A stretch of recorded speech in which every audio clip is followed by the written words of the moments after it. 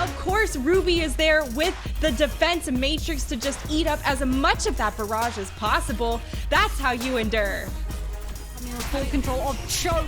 Graviton, the second Polaris show their face. They try and use the rush, but it's a little bit too late.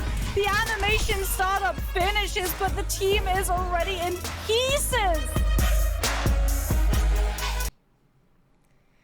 Hello, everyone, and welcome back to the Calling All Heroes Challengers Cup 2.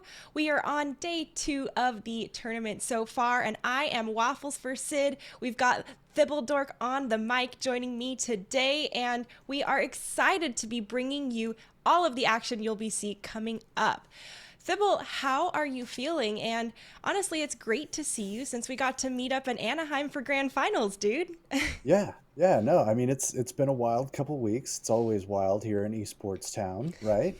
I got the call up like, hey, what are you doing? You want to come do some casting? And I said, abso-freaking-lutely. So here we are, happy to be working with you and happy to be here for what is shaping up to be a pretty awesome day of games. Yeah, it is. Actually, I think our first game might be one of the best games we have seen as of yet. We had a bunch of 2-0s come through yesterday from the tournament, but there's still a lot more rounds to go through for the Swiss rounds. Big important standings coming through to really ensure they're going on to the next phase in a position they want to be, right? You don't want to be too far in the middle pack of the teams to advance to tomorrow.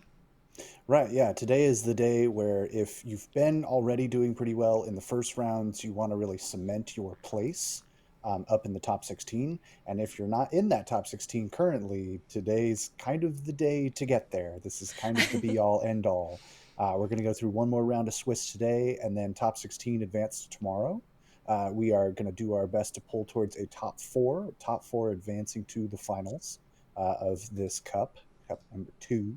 So, I mean, we've got some great teams on board today. Like you said, we have an extremely close matchup, at least in terms of standings, as we've seen it so far, and plenty of maps for them to play on. Look at this map pool here. Ooh. Yeah, it's our classic order of map pool, right? You start off with control as per usual. We'll move into hybrid, escort, and then close out the day with push if need be. So far, we're starting off with first to 2 for our round robin series. We will be opening with Nepal for our first, I believe we're on Swiss round 4, if I recall correctly. Yeah, so we'll start off with Nepal for our first control map on our first series we cover, but we're actually going to see Timeless Ethereal versus Altiora Nimbus, our number 3 and 4 ranked teams. We've seen a handful of these others play yesterday on their games, and some big favorites at the top with Dart Monkeys and Pursuit up there at a perfect standing and pristine record. So far, number 1 on Overbuff has had some tough competition, though. They were quite the heavy hitters in our first Challengers Cup, and honestly, they're really going to look to make their place here the second time around. Right, yeah. Like today is really the day to show, like, can you take it to these top teams? Can these top 4 maintain their spots, or are, some of the teams below them in 5 through 8 or even below going to start to kind of make their way up that ladder? 3 and 4, especially here for our first game, right? Timeless Ethereal and Altiora Nimbus both have quite a lot to prove moving into our next round of Swiss and moving into ideally top 16. I think it'd be pretty hard for these guys not to make it at this point with how they've been playing. I'm pretty confident looking at them that these guys are going to be sticking around. They have some big names on their roster. They've been really showing up, showing us what they can do. But I mean, at this point, you're looking at like specific seeding. You're looking at pride, right? You want to be showing like, hey, we're not just like up there. We are the top dogs. So bottom 16 here, or outside of the top 16, let's say, because I can do math. These teams are the folks that really need to step up and punch their way into the first section of this graphic. Totally. It's not impossible, but they have some work ahead of them. Yeah, and some of these teams also had some pretty tough lineups, right?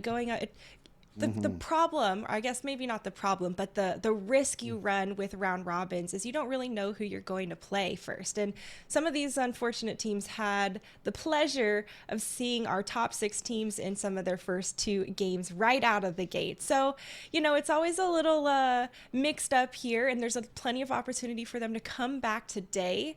Everyone's working hard, but there's a lot of targets on the back for those people who are already in the top 16. And, we're going to see 3 and 4 face off. So I really think it's going to be a great way of kind of establishing where they actually are in those rankings and what the skill level is. Because, like we said, round robin, you don't really know who you're going to play exactly and which ranking they're going to be right out of the gate. And, this is where we're going to see them really set themselves apart from the pack and show us hopefully some solid consistency. Right. Yeah, yeah. A chance to establish yourself as like the roster that can punch not just on the bottom teams, but the teams that are right there with you as well. Right. As we take a look at Timeless Ethereal here to start off, I mean, this roster in and of itself has already proven with a 3-0 record to start off the qualifier that they have what it takes, that they are punching at an appropriate class, but this will also be kind of probably their toughest challenge yet, and definitely a preview, I imagine, of what we're going to be seeing tomorrow in the Yeah. top 16. We're going to be seeing those teams that are truly a level above suddenly clashing against one another. So this will be a great opportunity to kind of see what this group of gamers right here can get into. You've got Jim and Jam, which are just fun to say. I just want to say those two together. You, of course, have Aramori, who has been around for a bajillion years in Tier 2, just Yes. a prominent voice, a phenomenal player. You have Azure over here, and Santana as well, just like all clearly stepping up and coming together in a big way in what can only be described as a really key moment for this team. And a handful of those players played on previous Calling All Hero teams for the first Challengers Cup, including Mochi and 130 Time Zone. So, those were also some pretty solid teams for the first Challengers Cup. Moving over, though, we're going to see Altior and Nimbus, who also participated in our first Challengers Cup.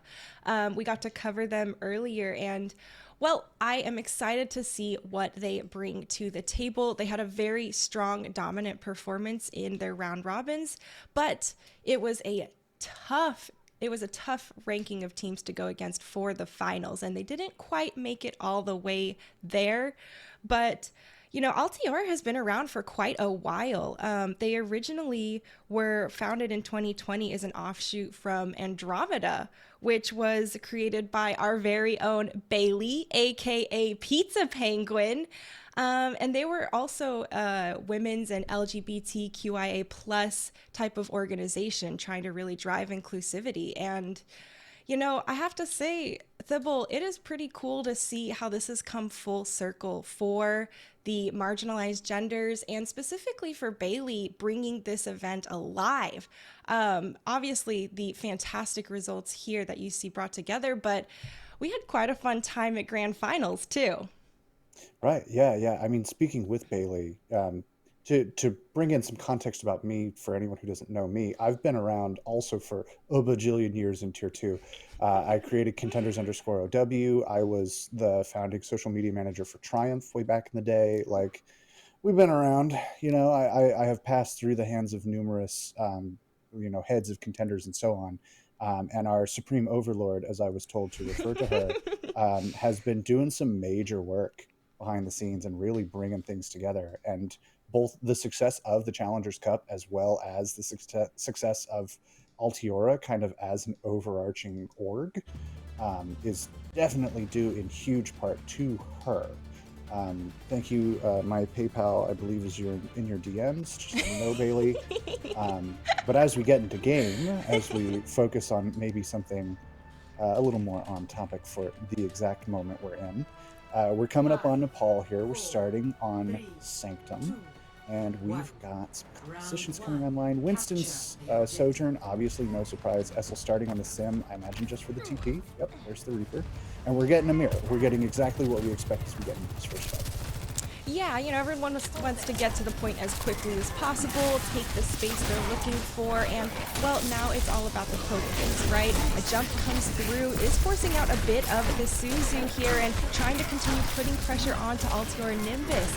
Timeless Ethereal still applying the pressure, but no one has quite captured the objective yet. This is quite the skirmish here on the side, and with the bubble covering, there is no escape for Azure there. Altior Nimbus gonna go ahead and take the point first. I mean, and good on them just for having like the great initial engage of knowing just when to step up, just when to pull out a cooldown right there. This is very much a meta where it's, okay, how early can we force out the Suzu, and then how quickly can we convert on that open window of vulnerability. Yeah. So Altior Nimbus stepping up first.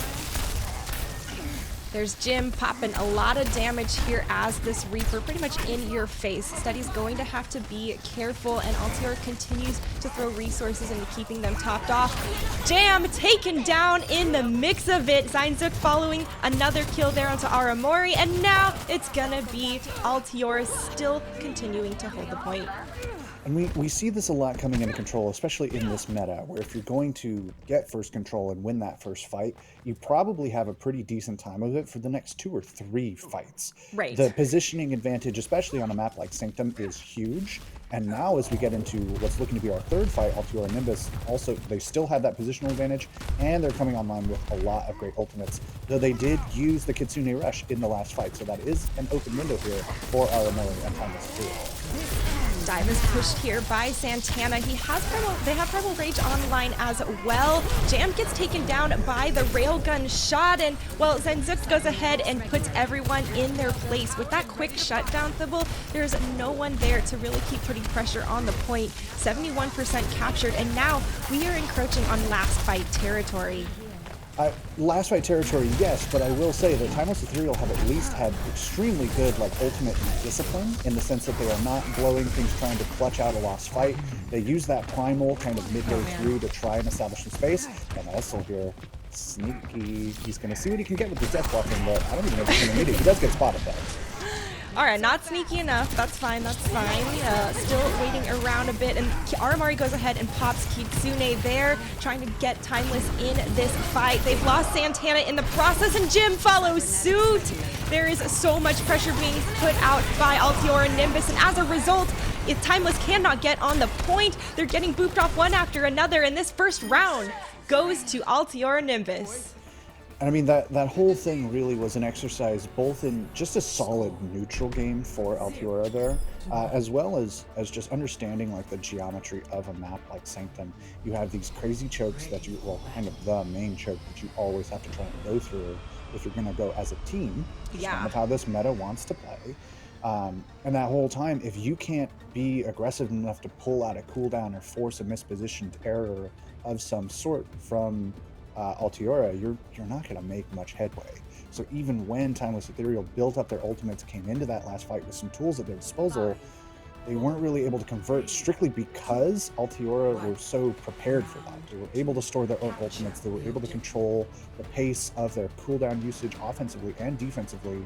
And I mean, that was frankly a bit of a masterclass. But Shrine is a new day. Well, and Control is definitely its own beast, whereas, we could see some different results on the other map types. It looks like there's already been some Sojourns just popping off right here on the railgun shots, but with Steady going down, it is going to favor Timeless since, well, with no tank, you don't really have the staying power you want to take point. Yeah, Winston is, I think it's an understatement to say he's pretty important in this meta. He is definitely a linchpin of this entire composition. His engagement is insanely strong, always has been. His damage is pretty good. He's got his ranged option now. His ultimate is great. He is such a key piece. So losing your Winston early on, you're gonna have a bad time. Nice disruptor shot coming through here, and now it's still putting more pressure on to Timeless, forcing them away and allowing Essel to just follow up on so much damage, free firing here into the heart of Timeless. Right, and I mean, we kind of call it as we go, cast a curse as it is. Santana goes down, and Altiora here are starting to make some progress. They want to clean this up before they get back to point, but they do manage to pull that off. So 34% gain for Timeless. It's something. It's not nothing. But now Altiora is setting up, like establishing their position here. They have Kitsune Rush coming online. They're also ahead in the sound barrier by a decent bit. And if they do this right, they can really create a nice cycle of ultimates to come through. Timeless Ethereal, on the other hand, you've got Azure coming online with the overclock. Maybe you get something out of that, especially if you can combine it with the Kitsune Rush. But you kind of have to hope on that clutch factor to bring this back into favor. Mayman goes ahead, pops the Kitsune early in this fight. Essel gets aggressive as a response and continues to pressure Timeless Ethereal back into their own spawn. Absolutely relentless and a beautiful early instigation coming through from Altiora Nimbus. And it's funny because at the start of that, I was thinking, oh, great, Timeless, they're doing what they need to do, and they see an ultimate and they leave. And normally that happens. You see the other team disengaging, you go, all right, we scared them off, we're good. Right. And Altiora Nimbus said, nah, we could pull an extra 20% out of this if we just run at them. Like, they're playing with that almost reckless confidence, except it was perfectly calculated. Right? Well, there is a full court press here being executed by Altiora Nimbus, and now Timeless is trying to shove them back. They have gone ahead, popped this overclock, and the sound barrier keeps Altiora in this fight. There is a death blossom here from Essel as he continues to just try and put the pressure on. It's all about steady keeping this pressure, continuing to fill the kill feed, and once again, holding defensively strong. Altiora takes this point. I mean, and a great rotation there coming through from Altiora, a fantastic sound barrier from Karobi coming through at just the right time. Time was starting to push up, popping what they could to try and create that clutch factor that I was talking about, and they just weren't able to. And now it's going to be all they can do to just touch the point and force another fight.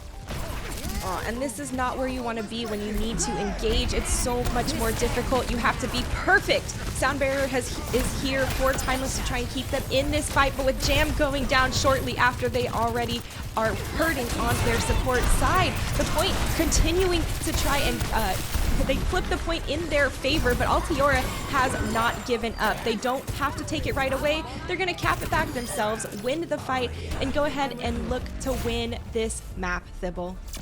Yep, with overtime rules as they are, that's an easy dub there for Altiora. I mean, it's just a rough spot to be put in if you're Timeless, right? You're engaging with the sound barrier to force overtime. Don't listen to Wizard Young. It's usually not a good idea to do that. Karobi coming through here with the play the game. I wonder what it was. It was not the sound barrier that I love so much over on Shrine. But even so, man, the guy was having a great game. Yeah. And just in general, I mean, again, I throw the word masterclass around, but that was kind of textbook as Nepals go. So a great showing there. Nice little boop. Nimbus. Whole thing, yeah. A little bit of everything. Well, Karopi really living up to their namesake of playing the frog hero on the board. And honestly, the Lucio has been critical to, allowing these teams to play at such a fast rate and really capitalize on some of those engagements and follow up on the dives that Winston is doing. Those Suzus are critical. You mentioned earlier how they're trying to get them forced out, and honestly, I think Altiora did a fantastic job at continuing to instigate and force Timeless to use those resources early. Yeah. I mean, I think a big thing that we often talk about in any level of Overwatch in any game is, are you playing your own game or are you forced to play someone else's? And this was a great example of Altiora Nimbus constantly playing exactly the way they wanted to play, at the tempo they wanted to play, the location they wanted to play, and Timeless Ethereal kind of always needing to adapt, always on the back foot, always, okay, we need to rotate, we need to be reactive rather than proactive. And that's a rough spot to be in. Yes. Yeah, Control in general, like you mentioned, can kind of create those scenarios pretty readily. But there's plenty of series left here potentially for Timeless Ethereal to bring that back. Yeah, there definitely is. Although here in our Swiss round robin stages, it is only first to two. So although both of these teams are still, sitting, feeling good at 3 and 4 rank, there's still, a little bit of pressure for Timeless to actually perform and turn this around. Now, they've got some pretty experienced players on their team. You mentioned Aramori earlier, who's been around the scene for a long time. And honestly, as their primary in-game leader, I'm sure she's got a lot of pressure to help them moving into their hybrid map next. So we'll have to see what they decide as Nimbus won the last one. And we'll be right back, folks, so don't go anywhere.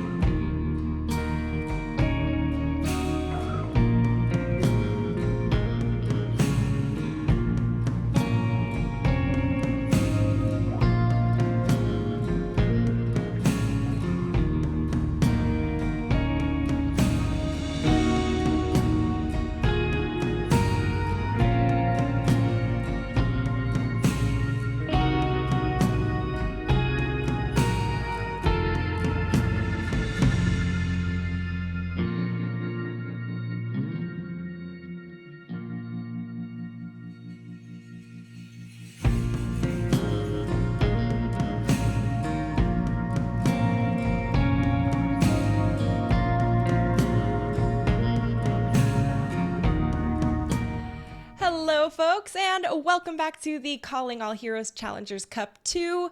We are in the midst of our first series of the day in our round robin stage 4, and we are about to see Timeless Ethereal go up against Altiora Nimbus on our hybrid map. And, well, Thibble, considering it's a hybrid, are we going to King's Row? Probably. Statistically, yeah. But I mean, all three right here, these are probably my favorite hybrids now. Yeah. Looking at these three, I've loved Paraíso since it was added in. I think it is vibrant and fun and dynamic in so many different ways that we haven't seen. King's Row, of course, being the ubiquitous classic, timeless moments of Overwatch history have happened on King's Row. And then Eichenwald, of course, is kind of starting to become that sort of map for me. Yeah. But I won't talk about it because we are going to King's Row. Excellent choice by Timeless. Not a surprising choice, honestly. Yeah. It's easily the community favorite to be on. Actually, with the Junkertown bug happening, we got kicked out of our Junkertown game last night and put into a King's Row game instead. So, a nice little upgrade on the evening there. But these teams are going to be really comfortable on King's Row, as we all are here in Overwatch, right? We know every single choke coming through, and it's going to be really a big question of, can Timeless Ethereal adapt or maybe wake up a bit and come to play for this series? Because Altiora came in strong for that last map. Yeah, I mean, coming out swinging on a 1-2 is a strong recipe for success. So not a lot of time here for Timeless Ethereal to kind of shake that off and dust off the nerves, or whatever other turn of phrase we want to use there. They got to get going. Warm up those phalanges, folks. Yeah. Get the hand warmers, do the exercises that Jake taught you, whatever you got to do. Altiora coming out here on the defense. It's exactly what we expect. Timeless Ethereal looking maybe for that early Widow shot. Aramori sticking on the Mercy, a little damage boost. Jim, play the Junkrat. Yeah. I see pro players complaining so much about Junkrat right now. Oh, he's broken. His trap's too strong. He just spams damage. You don't even need to be accurate. How is spam damage a complaint? That's been a day one issue. Yeah. I mean, have you ever heard of Overwatch? It's developed by Blizzard Entertainment, released May something 2016. Hero shooter. Come on, get with the times, people. Play some Junkrat. That's all I'm saying. I love it. So far, though, Timeless switching over to the mirror matchup. No surprise coming through. We saw that all through the grand finals as well, and it's the strongest comp we've seen so far in Overwatch 2. There's a early pick, first pick, actually, of course, by Zenzuk onto Jim. That's going to put Timeless here on the back foot, but they do have the spawn advantage, so resetting and regrouping is definitely in the game for them. Right, and you see Altiora here, do we push the advantage? How much do we want to lock up? There's that delicate dynamic of pushing but not overextending, even with a pick. Because, with the spawn advantage, it's not as big a deal as it is in other parts of this map. So, still playing very cautious, still playing a great neutral game. And not much progress made on the point, obviously, as we hit our first minute of this first round. Ooh, and there can be a fine line between over being aggressive and overextending, and it can turn on a dime as a result. Timeless here getting aggressive, but they're gonna have to play right into Mayman's Kitsune Rush. There's a pick onto Azure, and now it is all Altiora Nimbus continuing to corral Timeless Ethereal back to spawn. Yeah, just another strong start to that fight, not really giving Timeless Ethereal the chance to get things moving in a meaningful way. On King's Row especially, you need a pretty decisive fight to take this first point. There's always the chance at a little run back. You really need to be ready to lock it all the way down. Almost like TCP back in the day, but thankfully not nearly as bad. Sound barrier here for Timeless Ethereal as they continue to push and engage, and now we see Santana has gotten really aggressive in the backline of Altiora Nimbus. No worries, Primal Rage is online, and he decides to opt back to regroup. Gotta make sure you're here, and, lures the members of Altiora into the Death Blossom. Jam goes down as a result, and it's gonna be Altiora continuing to take down the members of Timeless. So, a great play, I think, from Santana as the Primal comes out. I like the extension into Streets, but didn't buy quite enough space, quite enough time, as Altiora start to kind of bring this back. That was a beautiful Zuzu by Mayman, but you know, in the end, it's still going to be tough here for Timeless to push forward. They lost Santana late in that, but Azure's hunting and takes down Kuropi as a result. They do go down in the end, but you know, there's still 118 on the clock. It's just so scrappy, so back and forth. This is where the spawn advantage starts to come into play, because Timeless Ethereal do have it just slightly. So they get that second tick, maybe coming in for a read. No, they've got Kitsune. Yeah, engage with Kitsune here just to stall, but Kuropi does go down first in this fight. The payload and, well, the payload is captured. The point has been lost, and, well, regardless of Altiora actually winning the fight, they did lose the cart. Yeah, I mean, they started winning after they had lost. You know, that's really the one-liner for this one, right? They come in, they immediately lose Kuropi despite dropping the Kitsune Rush there. The point is captured, and then they decide, we'll get a pick. You know, easier said than done, right? And Timeless Ethereal well executed on their push there. I mean, great extensions into the streets to really push the point, really buy yourself some space, and then getting back onto the point and defending from that position where they were initially trying to attack to. Right. Really gave them the topography to make it happen. And now another Kitsune Rush coming out from Aramo. And that is a nice use of the Kitsune to help Timeless break through that archway. That is a really tough choke point to sometimes get stuck at when you're running back from your spawn. And now they have all of this space to roll the cart through during the streets. Absolutely. And I think as well, the synergy between that Kitsune Rush and Santana and Jam's initiations has been really, really strong. Because Santana's taking so much space off of that, jumping all the way in and really just pushing, and creating some huge space for Timeless Ethereal to be working. We see Death Blossoms online as well, and, well, it's pretty much just a matter of time before they see who is the unfortunate victim of the damage. Timeless looking to continue engaging forward, and Jam has the sound barrier. That could be exactly what Jim needs to continue instigating and sustaining through the damage. There's the combo right there. Even though they're pushing into Mayman's Kitsune Rush, it's still Timeless coming through with all of the kills, Thibble. Man, it feels like we're back in 2017 with this meta sometimes. I tell you what, it's as mentioned, right? So many ultimates coming online there. It was a lot of who's going to press their Q better, who's going to get some picks in the neutral between all the chaos. And Timeless Ethereal, again, being very patient, stepping forward with the sound barrier. That was kind of the trade-off they made. Kuropi still has theirs, but Jam stepping forward with that gave them the extra beat. Now, though, yeah, Altiora Nimbus stepping up early, punishing an overextension here from Timeless.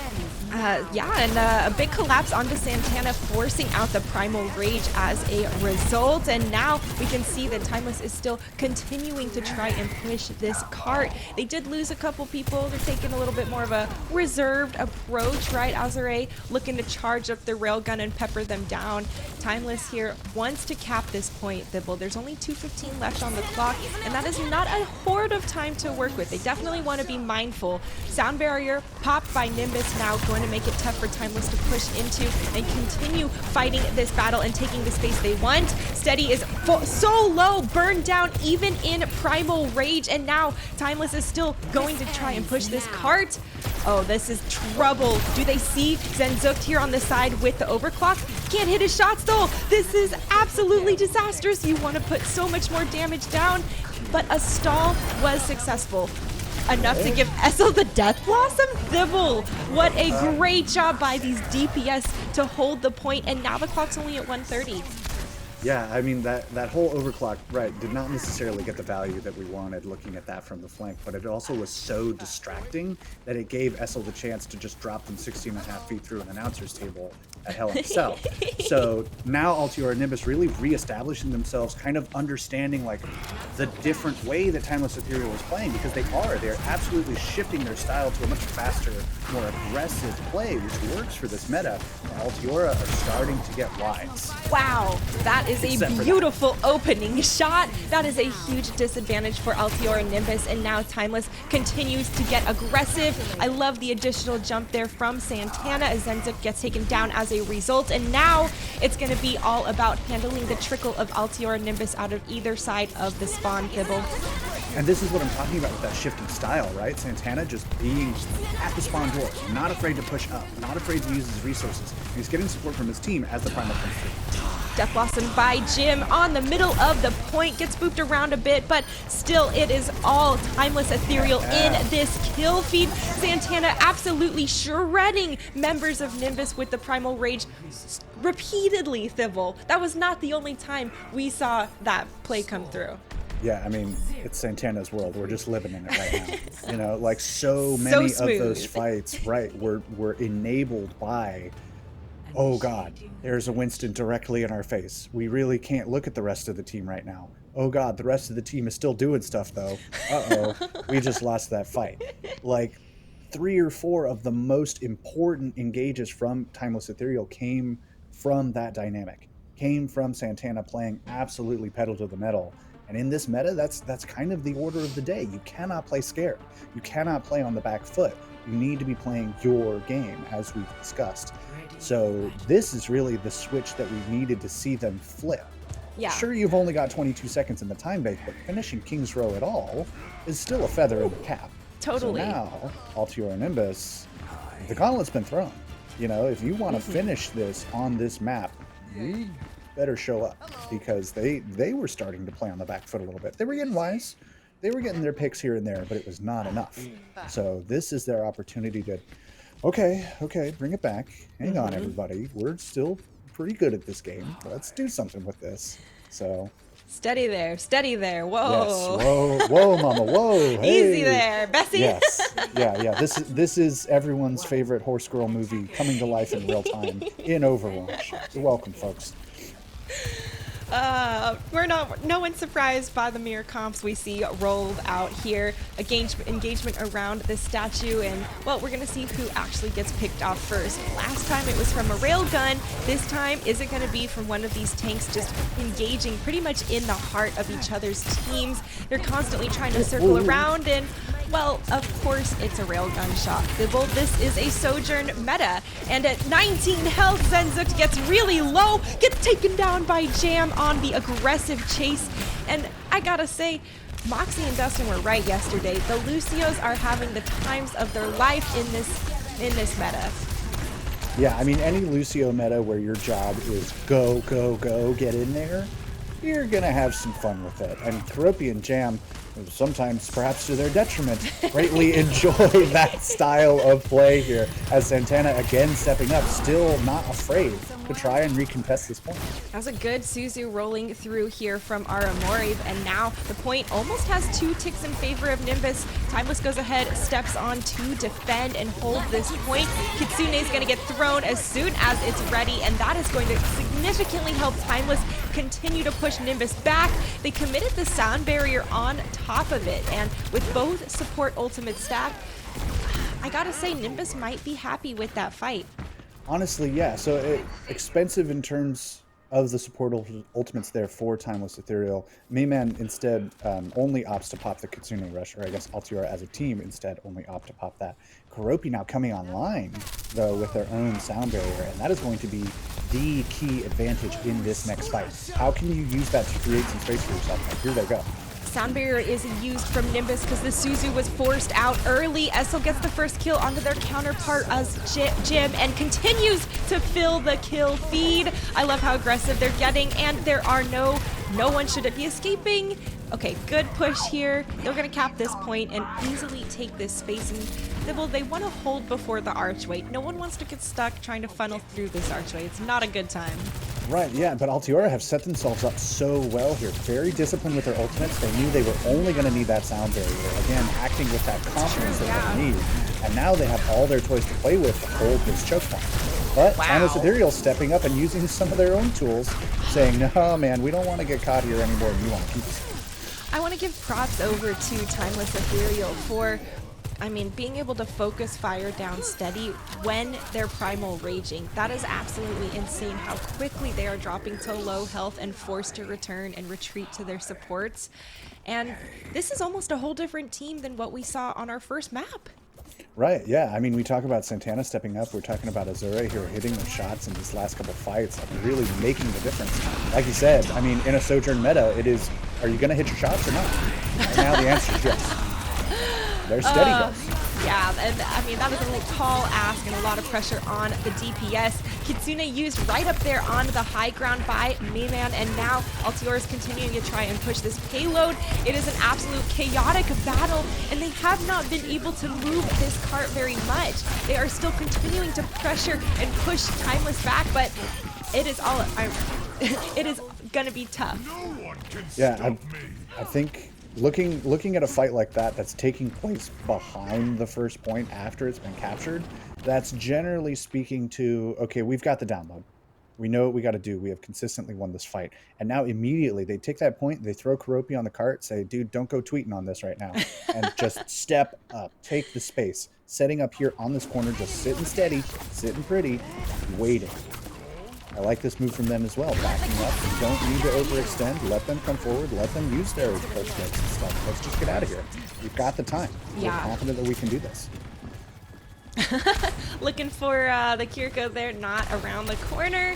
And you're right, this is a beautiful retreat coming through from Altiora Nimbus. You don't need to engage when they've committed such valuable resources like the Kitsune. Zenzip goes ahead, uses the overclock, and now is hunting for the kills, throwing in the damage into Santana, who's gone ahead, used that Primal Rage. Steadies use their Primal Rage as well, and once again they get mowed down in the process of it. So much damage being output by Timeless Ethereal to take down a Primal Raging Winston Sybil, and honestly, it is tough for them. They almost had that fight win there, but Timeless seems to really feel strong and seems to be adapting to this playstyle. Yeah, it's the closest it's been so far in terms of fight wins, right? Both teams are really taking the hits and dishing them out in equal measure. Altiora, though, coming online with an ult advantage here, right? Timeless Ethereal really had to burn every candle to make that fight happen. And they are holding decently well. There's not a ton of progress being made, but Altiora have a big opportunity here with that Kitsune Rush and that Death Blossom to really crack this thing open. There's Miman's Kitsune Rush being used to instigate this fight, and Essel gets taken down in the middle of a Death Blossom. That is an unfortunate result with so much damage taken off the table. Pretty much stopped Altiora Nimbus in their tracks, and now Timeless is here with a 45-second time bake, looking to hold before the second checkpoint. On Nepal, right, we were talking about the Timeless Ethereal just needs that clutch factor to stay in these fights. They need to get those picks. They need to hit those shots. That clutch factor is here, and their name is Azure, because goodness gracious. Like, that is just the play that you need. You're coming in with an ult disadvantage, with a positional disadvantage, and you just keep getting the picks. That is exactly what they need. I mean, we're 15 seconds away from a tied series.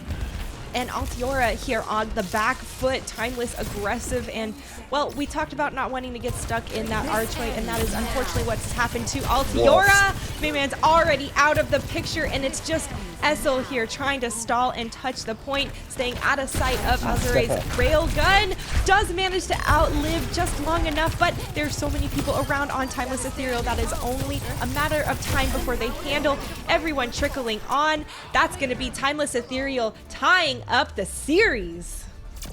And I mean, we talked about this one being close. We talked about this being number 3 versus number 4 and how it needed to show us what these teams could do. And we're seeing it. We're seeing the clutch factor come out. We're seeing the ult discipline come into play. We saw, if you were looking there in that last fight, there were a lot of pings onto that like upper flank window here at this corner because they knew someone was going to come in and try it. And as if on cue, Jim walked forward Essel walked forward, color switches, and Azure was ready. Azure was there, had the ultimate waiting, and said, yeah, you're going to go hide behind the cart? I'm going to stare at you, and we're going to just see what happens here. You know, they were acting with such confidence and with such a plan clearly in place, and that is exactly the development and the evolution over the course of a series that you need to see for a top team to stay a top team. Agreed with you there. And, you know, we were talking behind the scenes during our first break that we were a bit surprised about Timeless's performance on our first map of Nepal. We know these players and they're quick they're typically quite powerhouse performers. And, this adaptation that we've seen come through here on this second map really goes to show you that is what they bring to the table. Now, first to two, one round to calibrate, definitely puts the pressure on, especially for their fans out there. But nonetheless, the 1-to-1 score definitely shows that there is some adaptation and growth coming through. And I gotta say, I wonder if Timeless will be able to handle Nimbus's map choice pick on Escort next. Folks, we'll have to see exactly how that unfolds. So top off your water, and we'll be back.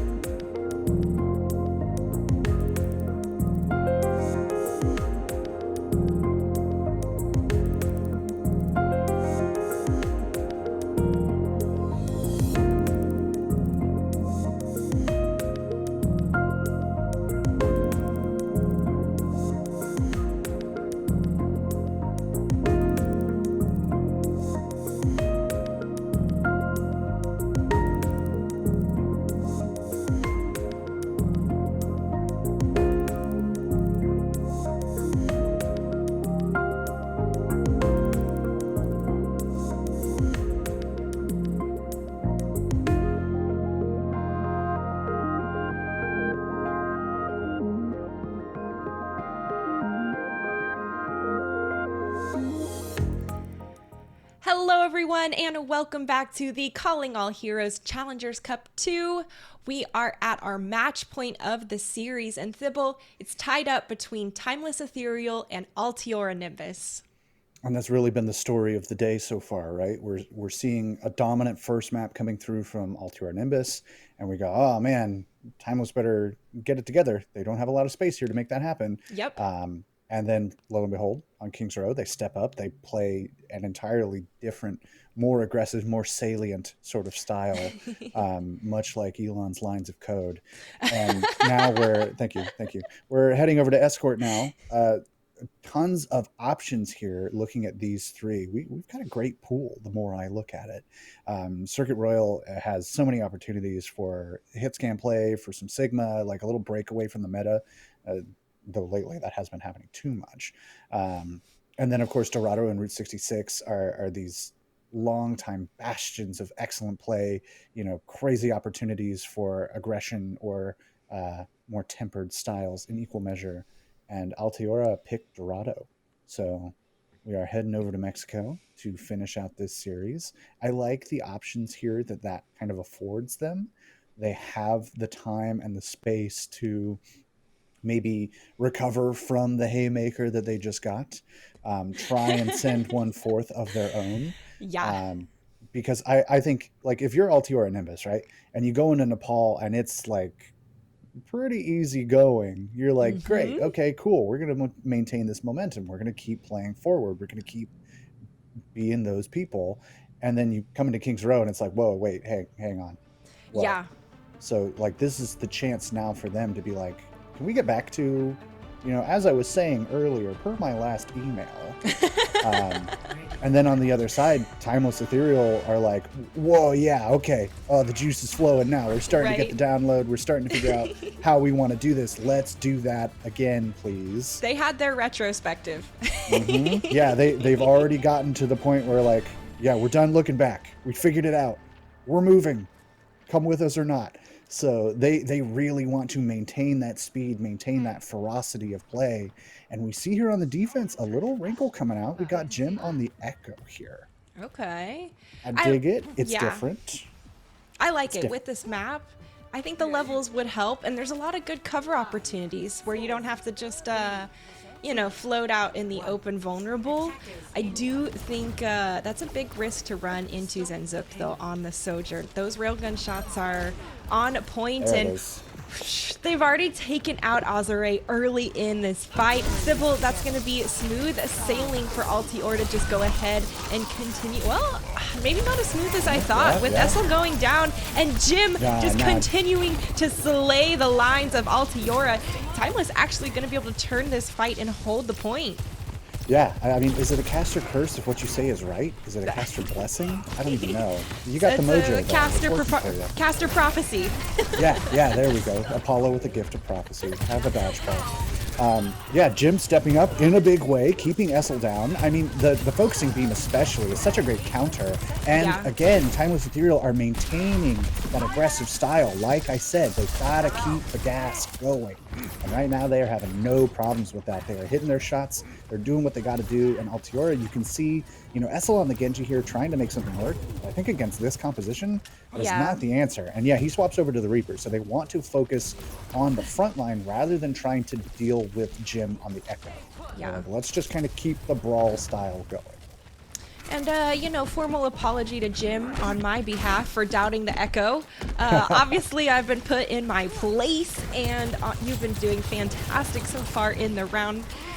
So far, Altior continuing to try and push, take the high ground, and create more space for themselves to actually push the payload. They've encircled Timeless Ethereal, trying to continue putting this pressure on, but with Kitsune's popped actually from both directions, it's really going to be about who can capitalize on the boost provided. Of course, Jim is there in the kill feed. Mayman gets one in the process, but is it going to be enough to allow Altior to actually gain space here on this payload? It's starting to look like it. I mean, shout out to Me-Man, though, I just want to say, because that was like pure bloodthirst of like, I don't care what you are, I'm going to double headshot you and nothing survives that. And I love that, because that is such an important part that we maybe overlook, or at least me down in Plat. I can't play anything. I'm not that high of it. But that's such an important thing, that this isn't just like a stand back and heal. Like, the Kiriko can create some amazing openings, and right now that's exactly what you need. Jim swapping to the Kiriko himself. Yeah, I mean, that's the opening they're looking for. Azure almost going down, but look at those support resources just being pumped into them, keeping them topped off. We also had Essel switch over to that Tracer, and, Pulse Bomb is slowly approaching, but it's providing a bit more pepper damage and forcing Timeless to look just one more direction. Right, yeah, and I would almost expect, like, I think the Tracer is a good pick, and I think Essel is capable of playing these heroes, just looking at the team sheets and everything. It's just like, I would almost expect more of like a Soldier or a Cassidy, or you just do that. What on earth is that? There is Zenzuk just absolutely popping off on the Sojourn, hitting a flow state while in overclock, and now Steady is here trying to continue to capitalize on the damage. Altior and Nimbus do have the man-up advantage, and now they just need to continue pressuring Ethereal back. They need to push this cart through the choke point, and there it is. They've made it through that critical archway, and now it's all about putting the pressure on to cap this first point.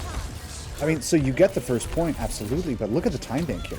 Under 3 minutes for first. I mean, they were at about 20 seconds left in the game. Right. You know, like that was obviously a very successful effort from Timeless Ethereal. Like that worked, which is weird because the meta is kind of where it's at right now. It's in a very set state. And I mean, you heard me yelling about Junkrat. I am all for breaking that up a little bit. Oh, yeah. But for that to actually be as effective as it was, I mean, hats off, right? Like that was fantastic. And now though, they're still gonna try and make this work. Oh, and that's a nice pick there onto Steady early in this fight. Altior has already pretty much lost this fight after losing their tank. A nice pulse bomb attempt comes through. Essel doesn't quite make it through that aggression though. And well, Altior is still going to try and push this payload, but oh, that's a DC there on Timeless. We are missing our Kiriko there on that side. So I suspect that we will encounter a game pause here momentarily, folks. Maybe. I should hope so. Maybe, baby. I don't know, Okay, actually, still if an that's engagement here on the normally- high ground. We'll run with it here until we see otherwise. Altiora do have a lot of ultimates online, including both support ultimates. And oh, there's our Amori back in the game here. And oh, they are back with 0% ult chart. There's the pause. There we go. Okay. I wonder if we're going to attempt to maybe bring it back to where that ultimate was somehow, if it can be reverted or shifted back in that way, or if we're just going to figure out, do some deliberations about what that little DC means. I mean, Jim had just gotten a pick before that pause came through. Yeah. You know, it's like, I don't need a Kiriko to right-click somebody to death. I'm doing fine. I'm Jim. So, I mean, not the worst state, right? That DC didn't immediately cost them a fight or anything crazy, but of course, in the interest of integrity, I'm sure they're figuring out right now what to do about that particular scenario. Right. Well, and of course, you know, when you are disconnected and you lose all of your ult charge as a result, it's you know, we've talked about this in broadcasting as casters, right? It's a marathon, not a sprint, and there's a lot of opportunities, big and small, throughout the entire game that could have changed the tide or set you momentum-wise in a different direction, or maybe given you that extra edge or advantage that would have, you know, helped you win. And yeah, you know, there's that end of game clutch moment opportunities, but sometimes they also unfold in the body of the match like we're seeing here. So, you know, it's really tough to see a team like Timeless Ethereal, lose our Amori, who, you know, is super critical to their team. She is their in-game leader as well. So I'm wondering if there were also comms dropped on top of being disconnected, because that's another...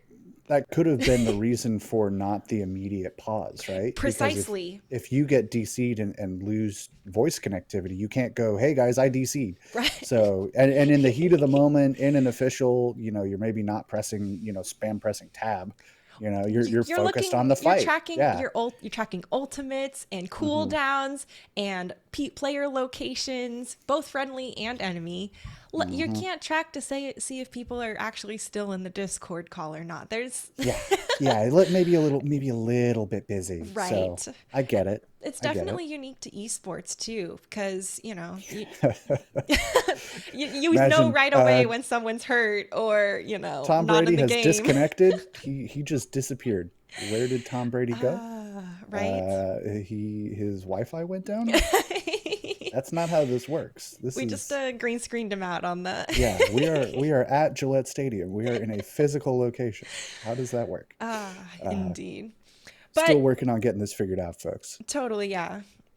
Oh, it looks like we will be back, you know, relatively quickly. Like we said, we don't know exactly what the status of the game will be or the ultimates, but the way the show must go on, right? Yeah. Timeless has been playing pretty well though. So regardless, hopefully this doesn't shake their, mental focus and fortitude. And really, if they can triumph over something like this that just pretty much Hmm. jumps you, you're not ready, completely in the middle, in the heat of a fight and in the heat of the match, Right. that is a team that is destined for the top. Yeah, yeah. I mean, and we've seen moments like that across, here and there in tier two and even above. Hmm. The Overwatch League has had its share of fun DCs that have surely boomed the mental of many a pro. Right. Yes. I'm still not recovered from the Unco pause. That I'm very fortunate. That was an era in which I was always at Blizzard Arena, and that was Oh, just the one day that I happened not to go. And all my friends that were there were like, "You are not missing anything." And I said, "Neat, cool, good to know." So ah, yeah, I mean, like you said, right? If right now, as they're sorting out this pause and hopefully getting us back in the game pretty soon, this is a moment for both teams to take stock, kind of figure out where you're at, where you want to be, what to yeah. do, especially with our Mori coming back online. If that ultimate is not restored to, admittedly, whatever percentage it was, I didn't catch that. But I mean, a Kitsune Rush is so key right now. It's kind of one of your primary engagement tools, and losing that is big. We could say that's big, Oh, you know? definitely. Well, and the Suzu has been critical to, Mm-hmm. I mean, the team compositions in Overwatch 2 in general, how early the Suzu is forced out and, afterwards what the team does to capitalize now that that huge immortality moment is no longer on the table to bail them out has been critical. So, I'm hoping the best here for Timeless. It looks like they're still milling around on a decision on exactly how we want to move forward with the game. Mm-hmm. And honestly, considering the fact that both of these teams are highly competitive, they've been around the scene, and many of their players have been around the scene for quite a while. It's not an easy decision. Everyone here wants to No. play good games, and no one wants to win like, on a Especially in a way like that. considering, right, yeah, especially considering for goodness gracious, for Altiora, right? You're coming out, you're struggling as it is, kind of dealing with, how this series has gone, maybe, or trying to figure out how to like really get back onto your best foot and show us what you can do. They were starting to struggle a bit against the pocket pick from Jim. That Echo was Yeah. putting in work, and then if your time was ethereal, like, do you want to like fully redo this map when kind of your secret strat was the linchpin Right. around which you were being successful? Yeah. And maybe they pull that out again, and Jim just keeps pounding, right? And good Totally for Jim, possible. Yeah. right? He's But dead, Jim. also, yeah, right, exactly. Yeah, if Jim can just like, I don't care if we remake it, I'm still going to destroy them on the Echo. Power to you. But if you turn around and remake this map, and Altiora says, "Well, we know there's an Echo," they have the opportunity to re-strategize, reformulate their battle plan, and that is definitely an advantage of sorts to consider. So, I mean, Yeah. this is not an easy sort of deliberation to be making when you're looking at a scenario like this at all. So that's No. why this is probably taking a second, because there's a lot of back and forth to be had on, Yeah. do we just keep going? Do we remake this somehow? Do we try and get it back to the exact state, but it's never going to be exactly the same? How do we Right. do this? Right. Like, that's tricky. It's a tricky Yeah. question. Don't worry, folks. We're not holding you hostage here on the mic and in this caster scene away from the game. We are trying to get back to it as quick as we can. But Um, I got to with Caster, with start these game, play. please. Oh, Caster, can you start the game? right. I'm not reading Twitch chat. I just know it's there. I hear you guys. I'll hit the button one of these days when I feel like We want to trust me. it. If a But caster had their way. right. I am curious though, Timeless Ethereal has some players who have been together for quite some time. They all played on Mochi Mhm. together, and they've played, on Mochi together repeatedly as well.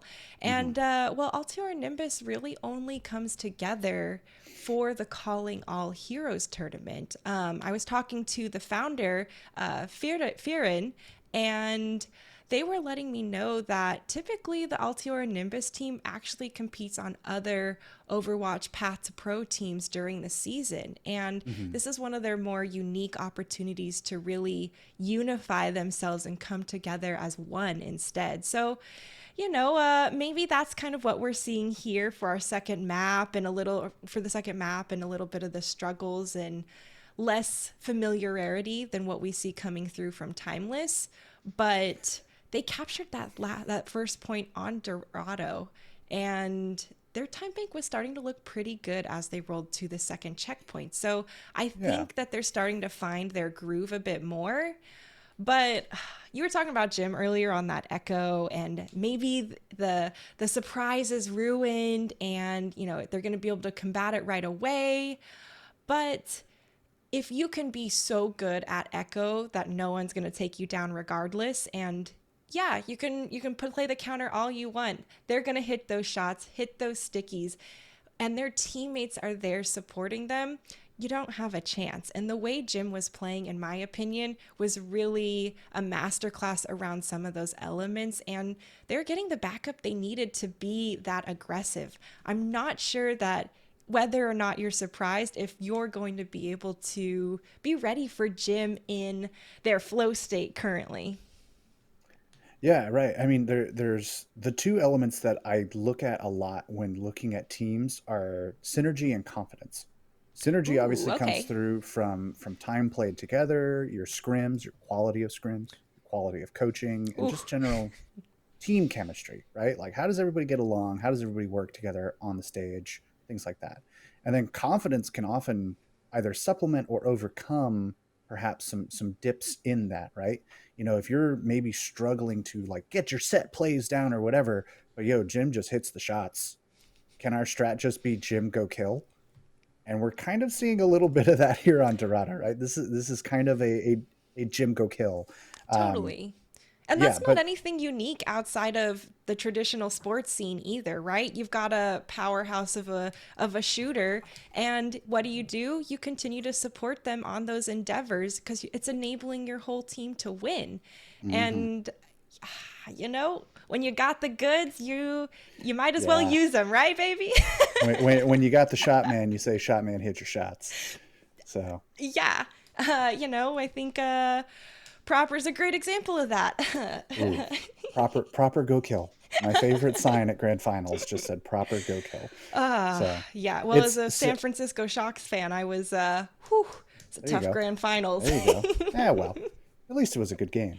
Yes, Um, absolutely. in any case, folks, we're taking some time to deliberate. As mentioned, we are figuring out exactly the solution that we want, that the teams and players will both be happy with. As we have thoroughly gotten into the blabber stage of a cast, we're going to take a little second here just to let everybody breathe and figure things out, and we will come back as soon as we have made a deliberation and gotten back in the game. So, thanks for.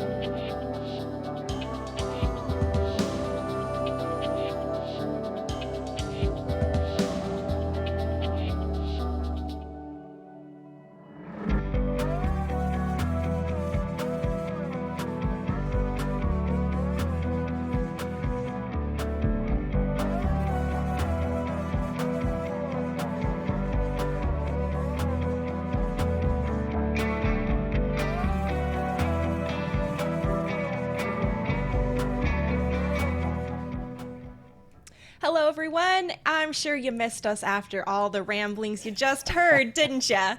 Oh, I'm sure either way. But Thibault, we're about to move over to our, well, I guess it's the same escort map, but same escort round, new map in the mix though.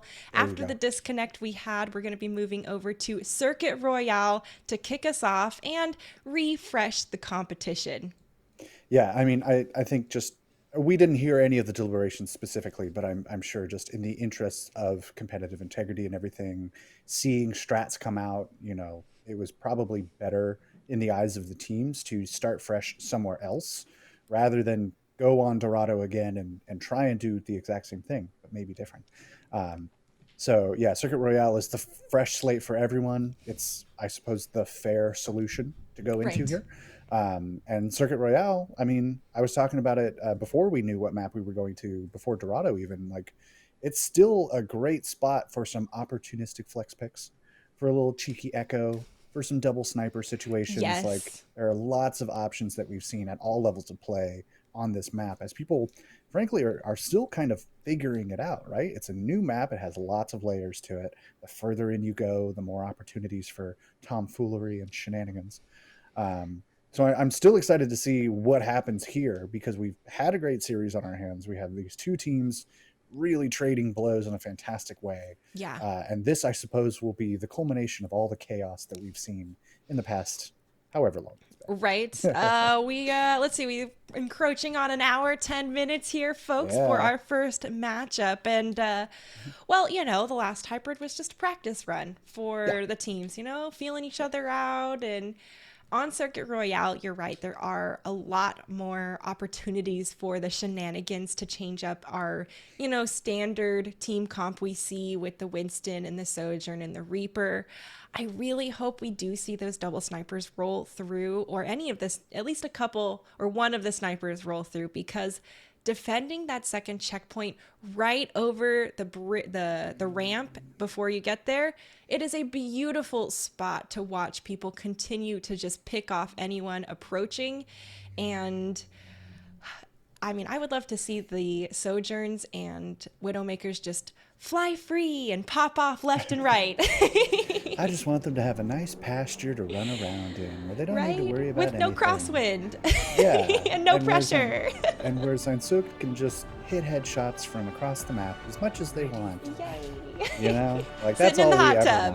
want. Yeah, like I just want to go chill, pop some heads off, do my thing.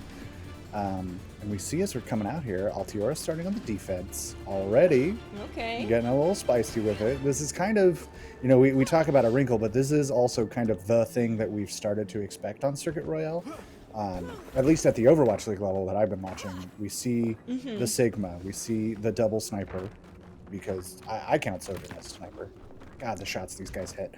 And then you've got Me-Man over on the Zenyatta, which sounds terrifying. And Karopi unfortunately parted from their dear frog in favor. I mean, he jumps like a frog, so it's still a win. We still got the hops. Yeah. Immediate jump forward from Timeless Ethereal, who are not running that composition, are running a Tracer here, interestingly, and are really going to have their work cut out for them avoiding the snipers, because that can happen. That was just a beautiful shot and shut down there.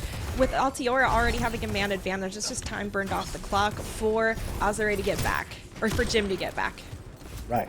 And I mean, some progress made, certainly, but this gets harder now because there's not much of a corner to hide behind, and Azalea is just going to be doing Azalea. That is the beautiful Widowmaker sniper shot, waiting for the Lucio to hop up in the air and then just take him out as easily. Unfortunately, gravity makes you predictable, and that is exactly when the Sojourns and the Widowmakers look to capitalize. And I will say, I noticed as I was giving my spiel that I said a different name that didn't sound familiar to me, so I looked at the team sheet real quick. We have swapped Essel for Azalea. Sorry for not noticing that. Kind of focused on the comp thing. We had to disconnect. Right, yeah. It's a little crazy. Yeah, it's been, we've been having some fun with it. Sorry about that. Azalea online here for the Widowmaker, specifically Jim coming in on the Genji here, just trying to apply some pressure to this backline. You got double snipers, you have a Zen BAP in the back, like, Genji is kind of the answer to that, unless you're just going to roll your own sniper. And for Timeless Ethereal, that does not seem to be the play. They want to go fast. There is the Gravitic Flux coming through here. Steady goes ahead, continues to put the pressure on, but Azalea's gone down as a result. So far, Altior and Nimbus trying to hold this defense, but Timeless got the momentum, continued to roll it on forward. Yeah, and I think there was a little bit of a disconnect there between Steady stepping forward, popping the ult, trying to get something done, and Timeless Ethereal going, oh, that's an opening. Let's go for it, and just running. Doing, I mean, what has been bringing them success in this series so far, right? The thing that I've been saying that they keep needing to do as they cap this point. Just running forward. Santana taking the space, making those openings happen. Azure now on the Tracer, getting some work done, has a Pulse Bomb online. Jim approaching the Dragon Blade. Jam approaching, God, Jim and Jam, that's fun. Jam approaching that sound barrier, but on the other side, Altiora looking at 4 ultimates here pretty soon. That Pulse Bomb's going to build quick. You got both support ults. That Transcendence especially is going to be clutch. Probably saving that for the Dragon Blade, obviously, but that's a dynamic you always have to pay attention to. Pulse Bomb thrown here into the back, doesn't find anyone, but still going to be putting pressure onto Altior and Nimbus. Ethereal moving forward here, trying to continue farming up this Dragon Blade for Jim, who's just at 92% right on the cusp. There's the Pulse Bomb there from Azalea, not finding a kill themselves either. Are brought down low and taken down as a result. Now that Timeless is up by 1, they continue to get aggressive, but Meman goes ahead, uses that Transcendence to save their team, keep them in this fight. Jam used Sound Barrier to stack on top of it, and now Jim uses the Dragon Blade to continue fending off Altior and Nimbus. That was such an interesting start to that fight, especially because Zainzuk popped the overclock, and immediately Timeless Ethereal backs off, which I think is the move. And then Azalea goes, well, they're just clustered in there, I'm going to go in, and gets picked off. So suddenly you're in this position of power initially, where you have the ultimate, you're forcing them to just kind of sit, and then you overextend and kind of cause some problems for yourself. And now Timeless Ethereal kind of just walking up for free. Nimbus wants to hold the cart here just before the second checkpoint. Keropi falls very low and manages to save themselves. There's still a lot of damage being thrown out here by Timeless Ethereal, but Nimbus trying to find the kills. Santana gets 2 with a Primal Rage and once again has so much value from that ultimate. It's not enough. Altior and Nimbus managed to hold just before the second checkpoint, and that is massive, Thibble. I mean, and that was just Altiora playing very kind of spread apart, and Timeless Ethereal all going, which way do we look? Hang on. There's a lot going on. Particle effects. So it just got a little discombobulated for them there. The Primal didn't get, I mean, it got a lot done, right? But it didn't fully win that fight, and you kind of needed it to, because Steady coming back online, all his cooldowns and everything, like, you're gonna start to overwhelm them with that sort of advantage. And that was both on both. Do not get much back. One after another, almost in the exact same spot, but Altior and Nimbus still going to hold this defensive point. We can see Zainzuk here on this Sojourn not receiving very much pressure. They were able to just free fire into the back from their own back line, and Timeless is having a hard time pushing into this exact ramp part I mentioned earlier. A very interesting swap here. Jim now on the Sojourn, not Azure, because Azure is still on the Tracer. Right. So, and I think they realized as well, like, with a Sojourn on the other side, you kind of need your own. The only response to a good sniper is your own good sniper. So now Jim got a tall order ahead of him, because Zainzuk has been playing lights out. But this is maybe a step in the right direction for Timeless Ethereal. There's the Kitsune rolling through here from Meman, trying to continue to allow Altiora to hold this second checkpoint defensively. 1 minute left on the clock, and Timeless punches it with the sound barrier from Jam. They want to take this checkpoint, and there is the Gravitic Flux from Steady trying to stall them out. Santana manages to survive even though they fall very, very low, and Zainzuk here is hunting with the overclock, trying to make hero plays. There's still more people on the point, but at the end of the day, Timeless slowly getting those kills against Altior and Nimbus, going to take this second checkpoint, and well, gonna refresh that time bank. Okay, I'm gonna break this down for you, because that whole fight was the Aramori show. That was the Aramori special.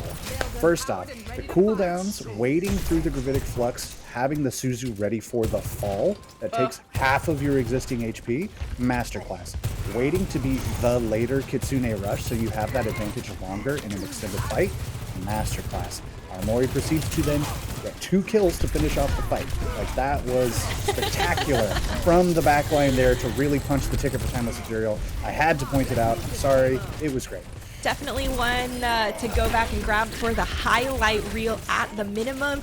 You said masterclass on knowing to save the Suzu for when you fall for the Gravitic Flux, but I also want to call out that you have to time that ability on top of it when you're falling, and that itself is its own masterclass. Perfectly executed by Aramori. There is 60 seconds left on the clock. Nimbus manages to find their footing defensively, and now Timeless pushing that last fight territory. And I mean, this is such a difficult center of the map to be pushing from, right? Sansuk is set up on this high ground. You see Santana setting across right here at the top of the screen, trying to figure out how to engage, what angle is going to make this work, of trying to avoid getting picked off. Jim continuing to have their work cut out for them as I cursed them horribly. So sorry about that. Pulse bomb thrown there, not finding a kill, but it is going to chunk down a bit of damage. There's Aramori going ahead, popping Kitsune once again, and Miman pops theirs with a sound barrier to layer on top of it. Zenzik goes ahead, opens up with the kill onto Santana, and now Nimbus has the man-up advantage. They want to continue defending this point. 8 seconds left on the clock. It is looking like a tough go here for Timeless to push forward, and with that, Nimbus managing... Oh, an overtime is triggered, but it's still going to be a trickle game coming through, Thibault. This is nice to see that there is Santana here with the Primal Rage, but it's really going to be a matter of time, and Nimbus is going to be happy with this defensive hold here. Right, yeah, and I mean, even for Timeless Ethereal, right, getting this push is not bad. It's not the end of the world. This is winnable. You know, the condition is set. The line in the sand has been drawn as to who wins this series, who is going to make it to that box or not.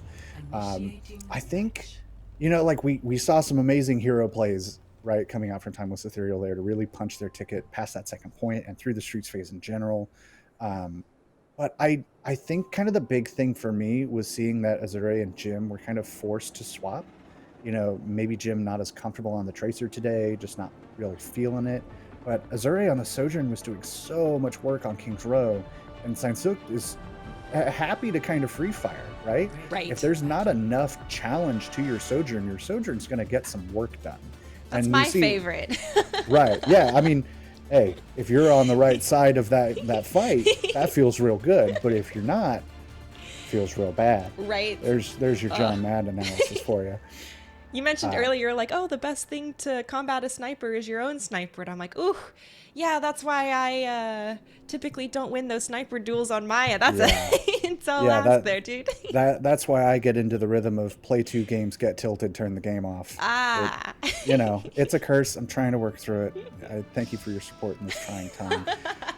But now we see Azure back on the Sojourn, Jim back on the Reaper. We're going for a very standard sort of composition. No Sigmas, no Widows, no nothing. On both sides, frankly. We see, whoa, I didn't even know you could hold up there. That's some Florida Mayhem situations. Let's hope we don't have to restart this map, too. Ooh, doesn't look like it. I think we're having some good, clean fun. If you caster cursed at us just now from that, everyone is going to know it's completely your fault calling you out right there.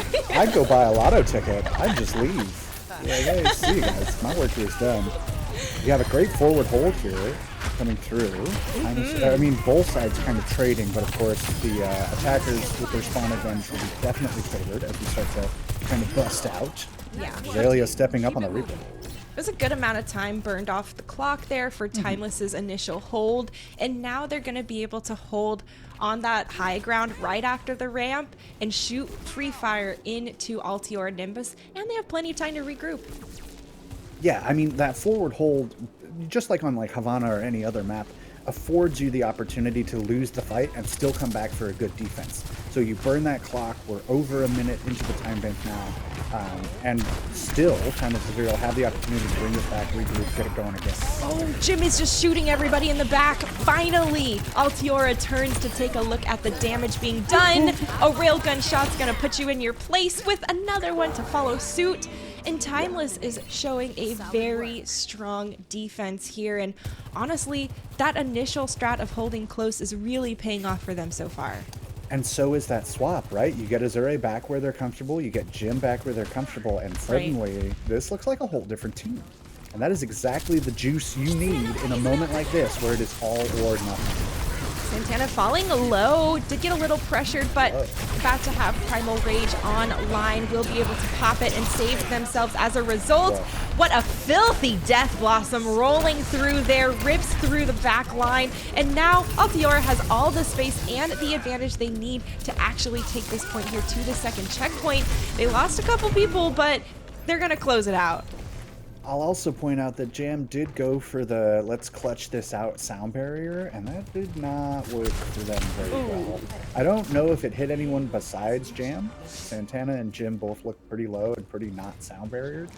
But maybe they just got burnt pretty quick, right? So it happens, whatever. You think you can pull it back and you can't. Now, I mean, they do have their DPS ultimates online, but Altiora, they've got their Primal. They're coming online with the sound barrier right now. Like, they're in a great position to reestablish themselves and keep this cart moving. All right, we hear the Death Blossom popped in the mix of all of that, even though we see Steady once again with the Primal Rage is taken out in the middle of that, regardless of the extra health. Sound barrier's been popped by Karopi, and now the members of Altiora have to give space regardless of having used that support ultimate. Timeless managed to just hold strong. Yeah, I mean, Timeless just burned. I think you talked a little earlier about their focus fire and how when Steady pops that Primal, Steady has 3 seconds to live. Right. You know, and that was kind of a chief example. He steps up with that ultimate, the sound barrier even coming in maybe a little late, frankly, for my tastes, and Timeless Ethereal immediately take advantage of that window and just burn, just focus fire. But now it's like, ooh, with the overclock, yeah, you better run. Get out of there. Santana has a good shield drop, bubble shield drop there, just as the overclock pops, allowing their team to be protected and actually giving them the opportunity to retreat, regardless of Zenzook's ability to slide forward and get aggressive. Now Altiora has taken the space, though, created by that overclock to continue moving this cart. Kitsune in the midst of the Death Blossom here from Azalea. No kills either way. Jam almost falling low and does manage to survive. Aramori's Kitsune is popped for Timeless as they continue to try and hold this defensive checkpoint. Members of Altiora going down one after another, and with 2:23 on the clock, Timeless continues to hold this second checkpoint. You know, I hate throwing words around like disastrous, but we're looking at potential disastrous, right? Like, you had a great time bait coming in, you had an ult advantage, you just kind of get clutched out on a fight, and then you come in again, you burn everything you've got, and you frankly have nothing to show for it. And frankly, even less, because Timeless Ethereal now has the ult advantage of their own. You have the sound barrier advantage, you have the positional advantage. Like, if I'm Timeless right now, I am like full steam ahead, guys. This is our moment. Well, and they just used Sound Barrier, which means it's time for Death Blossom to try and put the damage down. The follow-up is there from the remainder of Timeless Ethereal. They get the kills they need, and once again, this is a defensive checkpoint hold. This is exactly where I said it would be very difficult to push into, and Timeless are perfectly capitalizing on that. Right. Yeah, Altiora have this one window really within this next 80 seconds or so to make something happen. They're gonna get the sound barrier online. They're gonna have the overclock and the primal, but with Azalea going down, I mean, great. You get the pick, you still pull the overclock, and now you just leave. Yeah. I think that's kind of the best you can hope for here for Altiora, because now you know you have the advantage on that ultimate. If you're tracking right, you know the only thing Timeless Ethereal is going to have is the Kitsune Rush. So you can respond with your own support ultimates, you can respond with your own overclock, pretty much uncontested, but you have one shot. There's 45 seconds on the clock. Yeah, well, and Nimbus is definitely tracking ultimates. They're a high enough caliber team, and they know it's their time to shine. Sound barrier's been popped on top of the overclock, and Jam is picked out of the sky as a result. Azure joins them in the mix of the kill feed, and now Altiora Nimbus takes this payload, and honestly, they've maintained a couple more ultimates as a result. I thought that was a pretty good fight.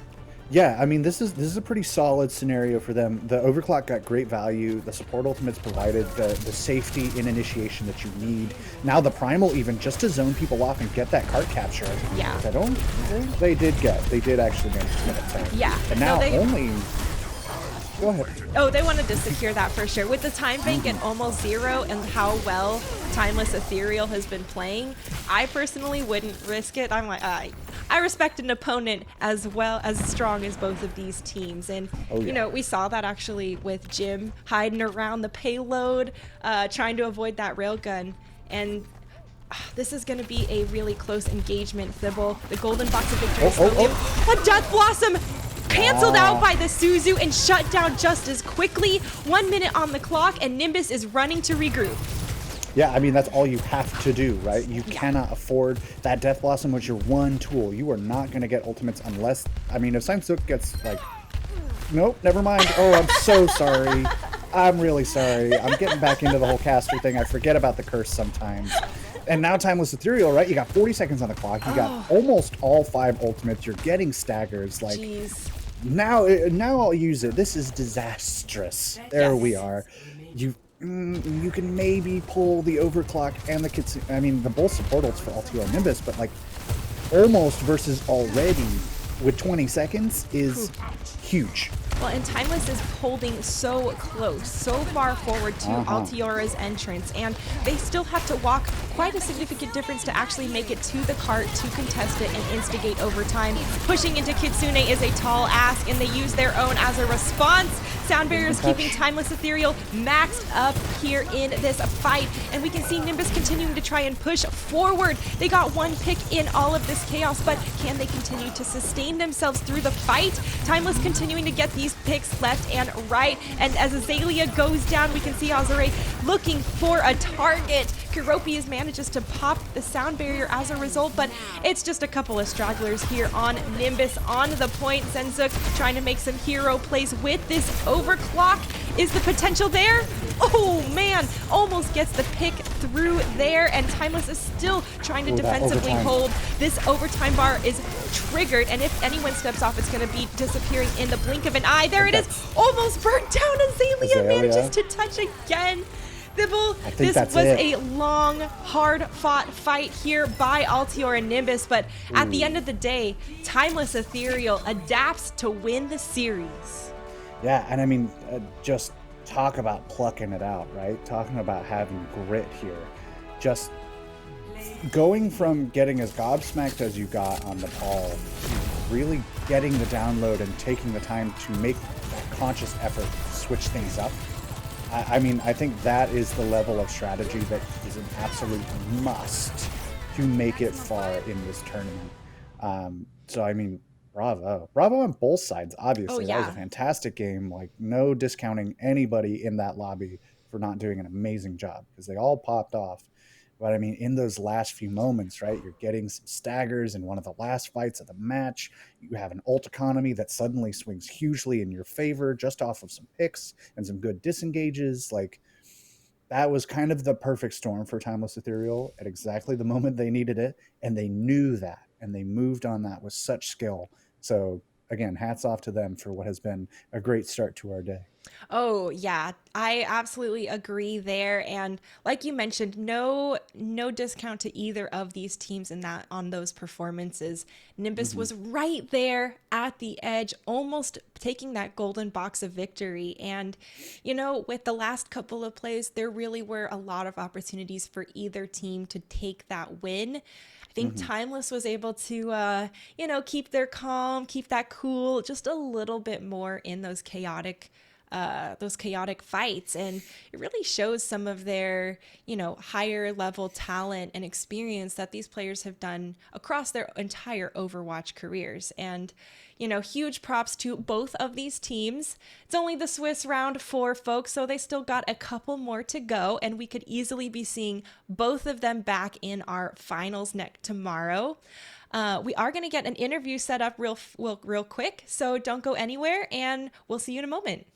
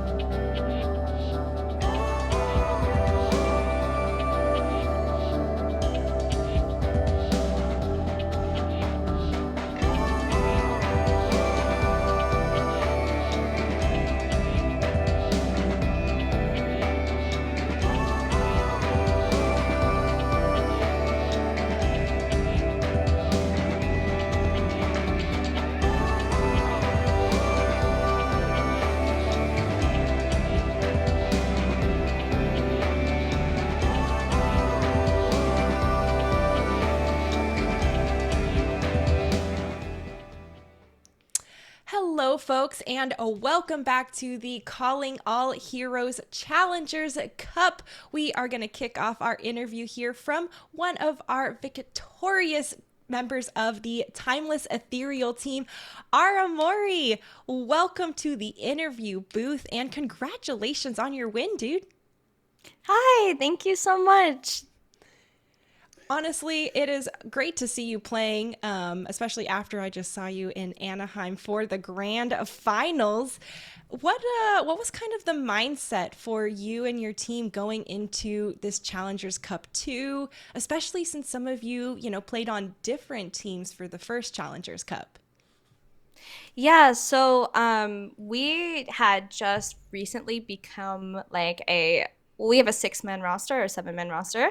So we had just recently, started scrimming together and only like this past week, like actually finalized our roster.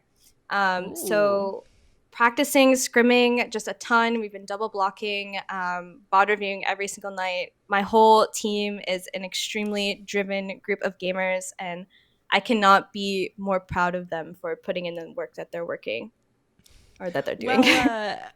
Well, your second two games were definitely evidence of all of the work you guys have been doing. It almost seemed like you were a completely different team after your control map. And I'd love to know, what happened behind the scenes to give the team that shift in mindset, or, was it you, one of the in-game leaders, given like that motivational pep talk going on? What shifted for you guys? Yeah, I definitely think you could call it a motivational pep talk. We kind of just like sat down and we were like, hey, we're like making silly mistakes, like just focus on your own gameplay. We can do this. And then we kind of had like a whole mental shift. And I also think like first map, we were a little sleepy, we were a little tired. So we kind of woke up when the adrenaline started going. So It's definitely an important part. You got to get some sleep in, man. absolutely. So looking at this game, we saw a lot of kind of the meta, the composition that everyone is expecting right now, but we saw some wrinkles too. What was kind of the thought process behind handling, over the course of the series, everything that was kind of coming your way and how you wanted to adapt to that, especially here on this last map on Circuit Royal? Yeah, so we knew when they had picked Circuit that they were planning to play something that was more like distance based and, a lot more like, Widowmaker based. And so we had made the decision like, hey, we're not even going to like mirror that. Like, we think we are good enough on this comp that we can just like force it and like kind of force our way through. And that's exactly what we did. Got it. Okay. Yeah, it is. Yeah. I mean, point proven, right? Yeah, definitely gauntlet set down. Understatement. Continuing. Sorry, yeah. I mean, I guess kind of a big question for you. Do you feel like, given that you can kind of like force this, that you can kind of do whatever you guys are comfortable with, like, how do you feel in terms of like the distance that you guys are going to go? Are you looking at any other teams as like real threats? Do you view yourselves as the top dogs? Like, what's your mindset going into this? I definitely think in this qualifier, we are looking to kind of prove ourselves as one of the top names and top teams. But I really think that this team, like all of us, we can keep forcing our game and forcing other people to adapt around us. And that's what makes us really strong. Excellent. That's a good mindset to have, for sure. All right. Well, we won't keep you here too much longer. Before you go, though, anyone you want to shout out, say thank you to, send a warning, do what you want to do. Get out there. I will definitely shout out our coaching staff on Timeless Ethereal. They have been putting in so much work and staying until like 3 a.m. to work with us. So love y'all so much. Gamer schedule. Ooh. Yeah. Strong work from you guys today, from the whole team and all the staff and everything. You guys are showing up when you need to, and we love to see it. So thanks very much for chatting with us, and good luck. Thank you. Well, folks, you heard it from her herself. Timeless Ethereal is looking to be one of the top contenders in our Calling All Heroes Challengers Cup 2. Thibble, I definitely think they have what it takes to make it to the highest areas of the bracket tomorrow, but as with all teams, the real question is, can they consistently bring that level of quality competitive play? The warning has been issued, I think, though. So long as we're awake for control, Right. watch out. So long as we've gotten our nappy naps, I'm a you're in shock fan, danger. all right? I'm used to losing control every time. Yeah. The first one every time. Timeless Ethereal, post the meme. Wow. Okay. We're seeing some updated standings here. Thank you, production. And wow. Okay, so we've got Timeless Ethereal and Dart Monkeys maintaining their perfect record here. Pursuit number 1 on Overbuff, both losing their first matches, dropping to 3 and 4 themselves. Altiora and Nimbus stepping up, still maintaining their number 5. We got Ban on Chalky Milk. Just shout out Ban on Chalky Milk. I hate the name because I love Chalky Milk, but I respect it. We've also got Vancouver Titans Blue dropping quite a bit, down to 2-2. You know, some big And moves Mochi here. dropped as well. I gotta say, I'm surprised coming through from a team like that. You know, they did lose a handful of players over to Altior Nimbus, but in general, Mochi's a pretty strong competitor in other tournaments, just like the OWEC.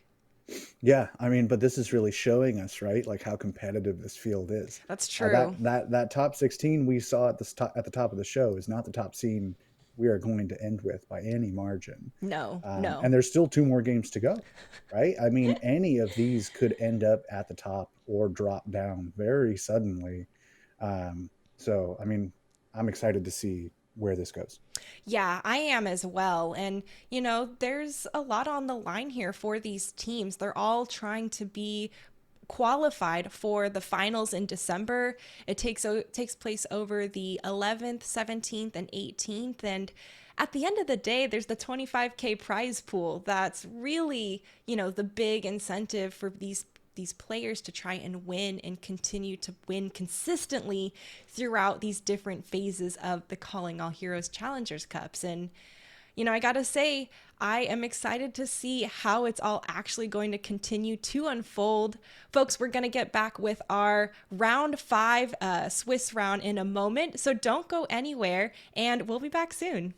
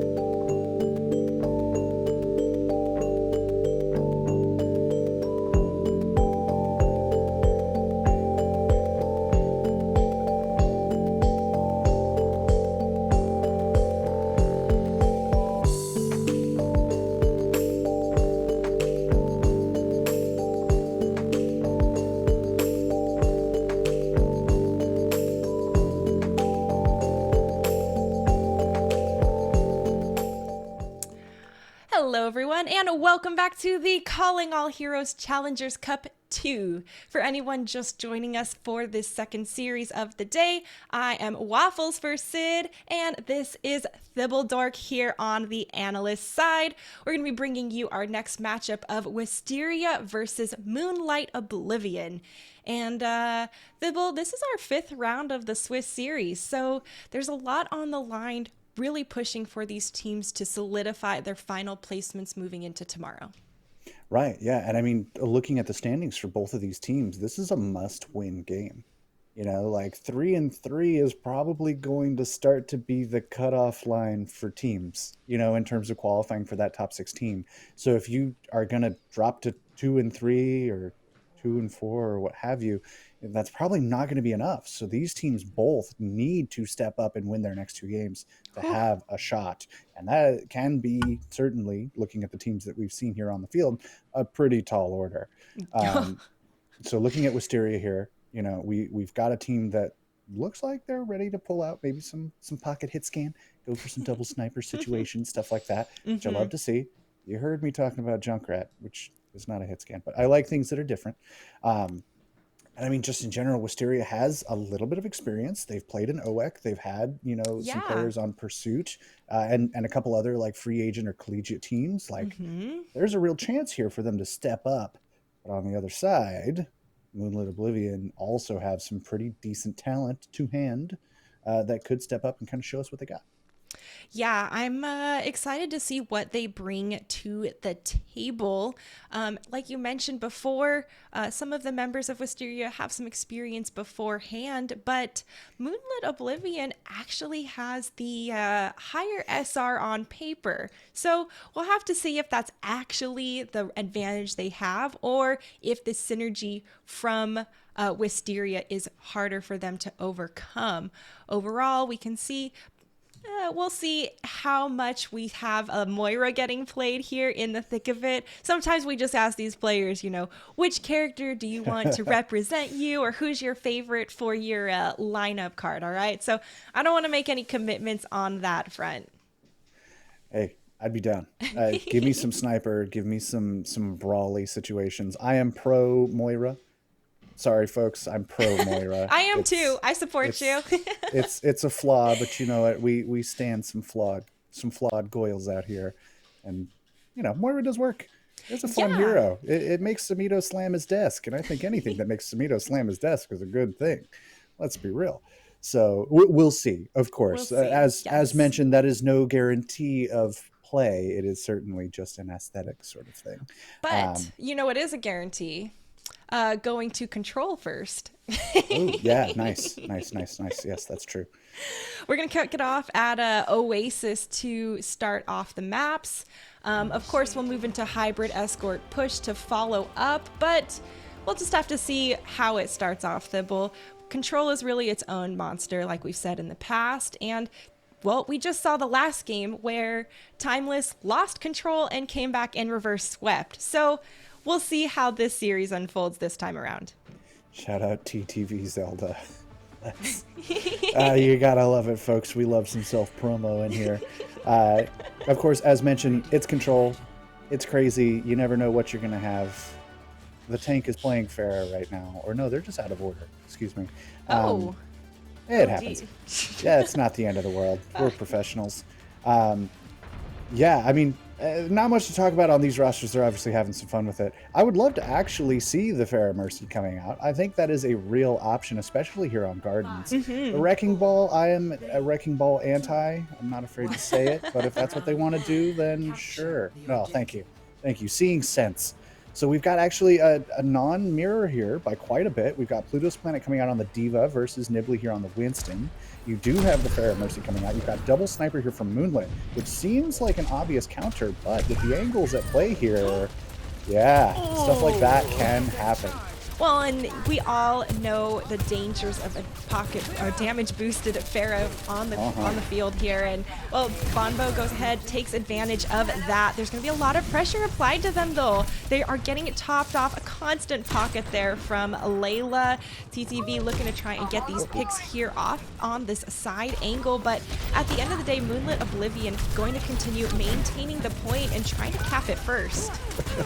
I love that Zelda was just like, excuse me, Pluto, sorry, I gotta get past you real quick. I'm getting chased by your Pharah. And Bonobo is just woof, right? Putting in some work. There's not much of an answer, even with the double hit scan right now. Just so in their face.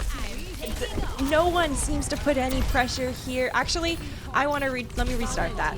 There was a significant amount of pressure being put onto Bonbo from Crescent, and unfortunately, they could not finish off the final blow onto them. Layla was there on a beautiful pocket non-stop. The dodgings and the play around some of the different topographical aspects were on point from Bonbo, and now he has Barrage. And I like as well, actually, the swaps coming through from Moonlit to kind of answer this, right? The Pharah's getting a ton of work done.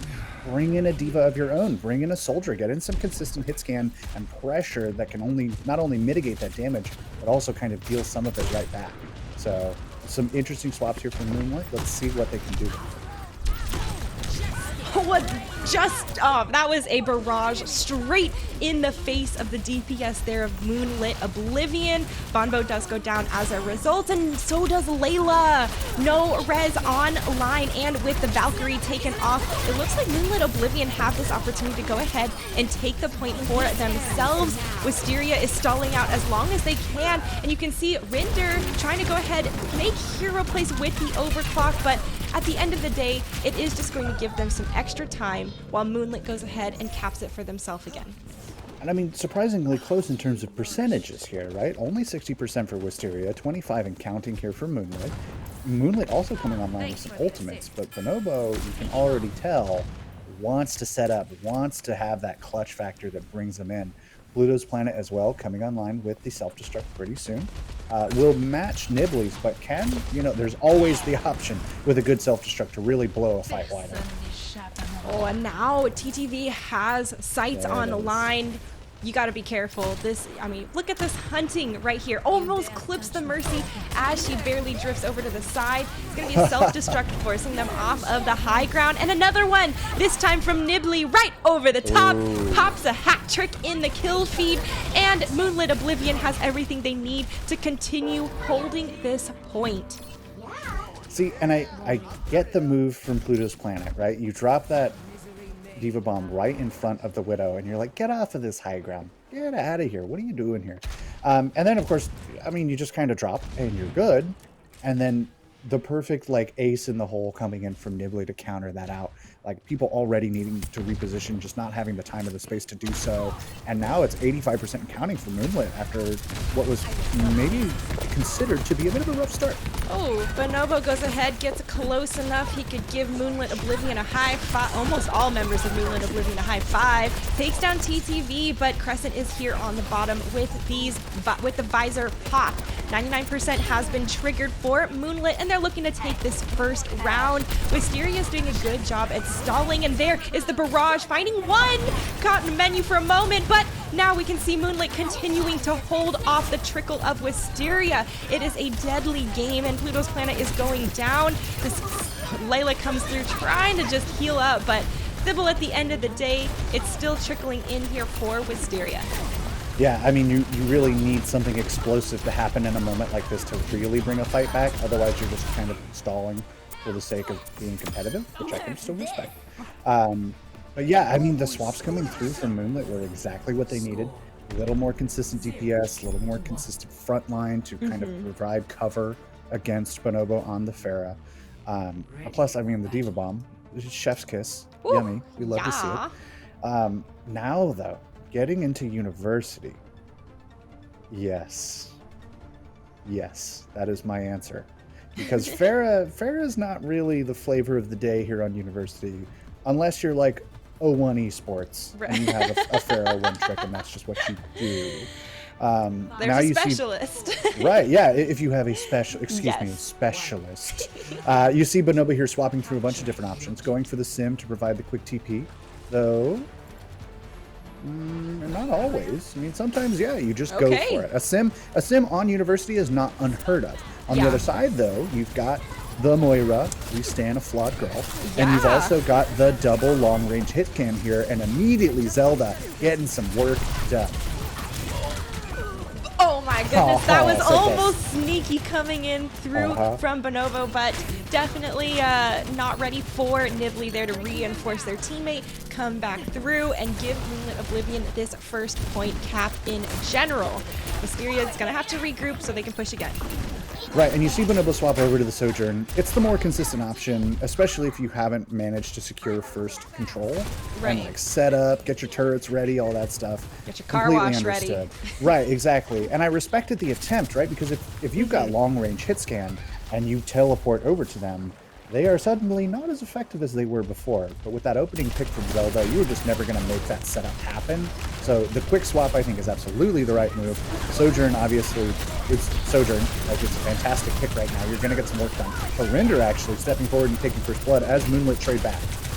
Man, and at the cost of their own life, though, that aggression just a little too much. I am really excited to see that we did have the Moira roll through here from Symphony, as we saw on their initial player lineup. And a Suzu already forced out of Wisteria. They have to wait longer until they can push because they need that. Yeah, you're not going to want to really try a full engage without the Suzu online. Rindra has been getting work done, but you don't want to count on, don't worry guys, I'll just go get a pick. Oh no. Oh, and the early Suzu comes through. Luckily not needed. The Spirit Shift also helps you get away, just in case, because you never know sometimes with these balls. But now though, again, those cooldowns offline, the Kitsune Rush is going to help as Bonobo steps forward. Jeez, Reaper in the Kitsune Rush, definitely not something you want to be engaging on. Wisteria's continuing to capitalize on the Kitsune Rush. Ooh, a little crazy on the slide, but Crescent goes down in the end. And now Moonlit Oblivion only has Nibley here on the point. A little bit of stall left for them to keep squeezing out point possession, but Wisteria gonna go ahead and cap the point for the first time this round. 90% though, Wisteria must be perfect to stay alive in this map. They have the ultimates to do that. Everything except the Kitsune Rush coming online are already there. But Moonlit Oblivion on the other side, pretty much the same story. They're not going to have that self-destruct, which was obviously a pretty important part of their efforts on Gardens.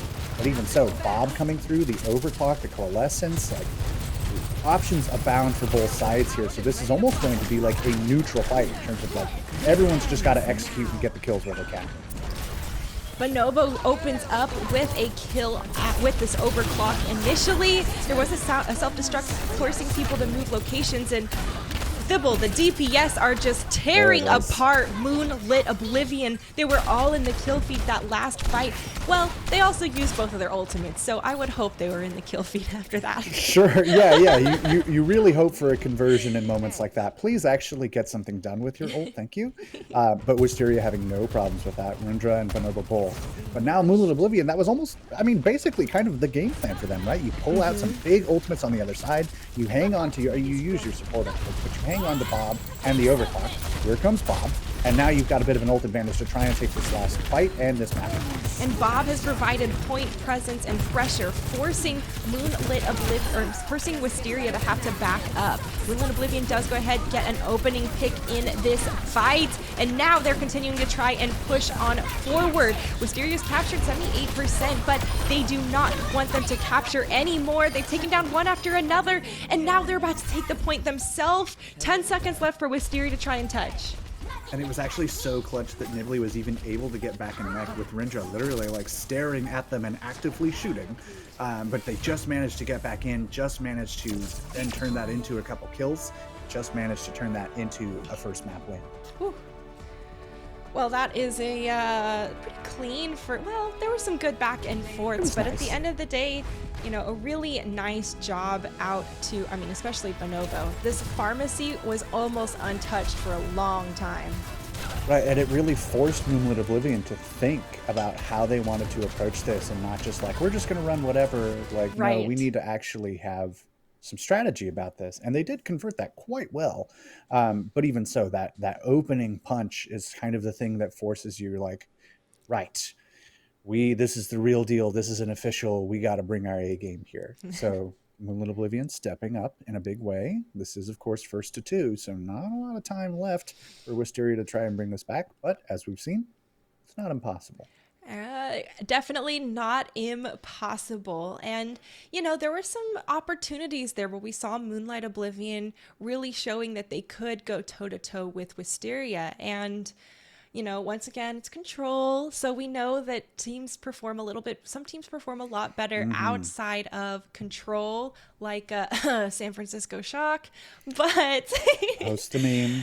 to each their own for their weaknesses and how long it takes for them to warm up. I do like the adaptation that Moonlit Oblivion brought to the table after seeing that nasty pharmacy combo come through on the first map. It seems like they understood, our one DPS is not able to take down the pharmacy pocket. Imagine that. Right? Yeah, let's do something about that. Yeah. But go ahead, sorry.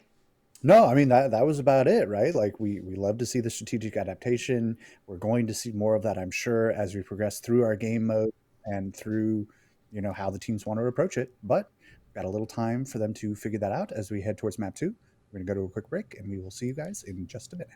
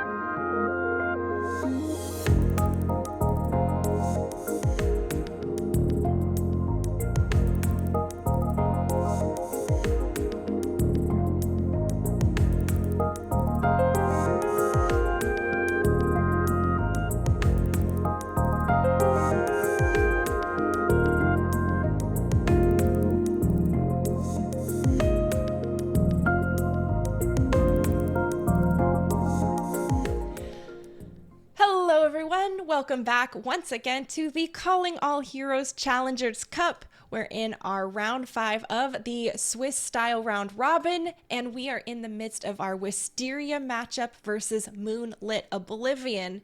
Now, Thibble, we saw Wisteria kind of take the cake there for the opening round of Control, and then Moonlit Oblivion, came back and won the map. What are you thinking going into our hybrid map, or what you think we might see? I mean, I think we're going to see lots more, or at least a little more, kind of departures from our standard meta currently. I think both of these teams are perhaps comfortable, or like a little more comfortable, perhaps playing their comfort picks, playing what they know works for them.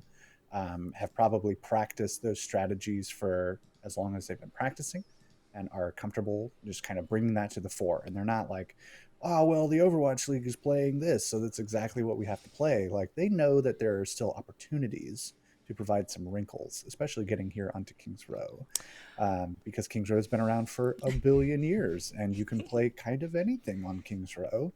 If you I'm can play excited it to better see. than your opponent, you definitely can, Exactly. especially on Yes. Kings Row. Like Kings Row is Yeah. a huge enabler of any of those, more unorthodox approaches that you and I both like to see in every meta.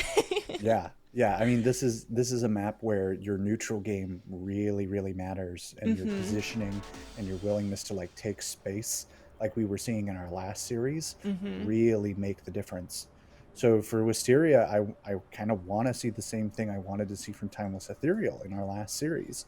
This is your chance to turn the dial back up, wake up. I hope you finish your nappy nap. Like, we gotta go.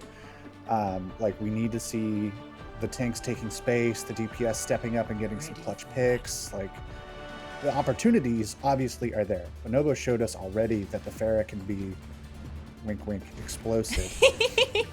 Rindra stepping up on the Reaper was getting some work done, was getting some initial picks here and there. The Widow is another opportunity for that coming out, which, I mean, just for an opening pick even is something.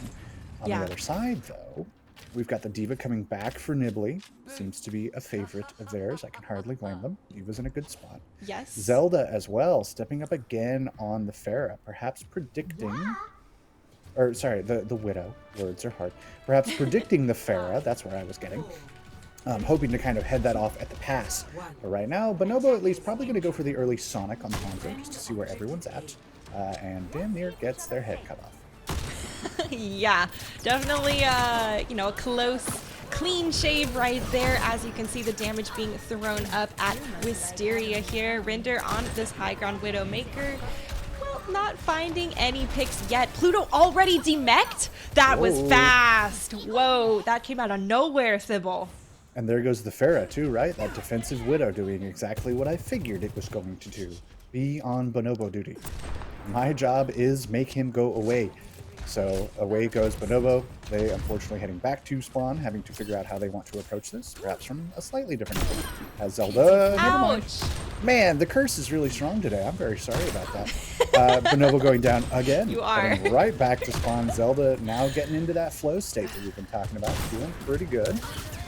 But even so, Crescent trying to kind of provide some covering fire there, as Rindra on the Sojourn is just trying their best to pepper things in. I think Bonobo's going to have a lot more difficult time on this Pharah compared to what we saw on Oasis. There's not nearly as many pillar opportunities for them to be hiding behind. Now that Zelda's been pressured back farther to the back of point A, there's a little bit more room for them to move, but well, Nibley's on their case. I guess it's my turn to give them the caster a curse. Moonlit Oblivion continuing to pressure on Wisteria. Layla gets the res. Okay, massive res coming through. Definitely should not have been allowed. And well, Wisteria is still taken down at the end of the day, and Moonlit holding this defensive point with 2:15 on the clock. Yeah, I mean, even with that res, that takes away healing from the rest of the team, right? That's when the Mercy is not providing anything else to anyone else. So that immediately was Moonlit's signal, like, they're going for the res, push. Right. And Pluto's planet was trying to provide a little space for her team. That is your job. But unfortunately, isolated as she was with very few resources behind her, there's going to be no withstanding the amount of front-loaded damage that Moonlit Oblivion can really bring to the fore. So again, maintaining a solid position. You have sights online right now. You have 4 other ultimates coming online close. Wisteria, I mean, the Kitsune Rush is an opening for you guys, but you need to convert that into something.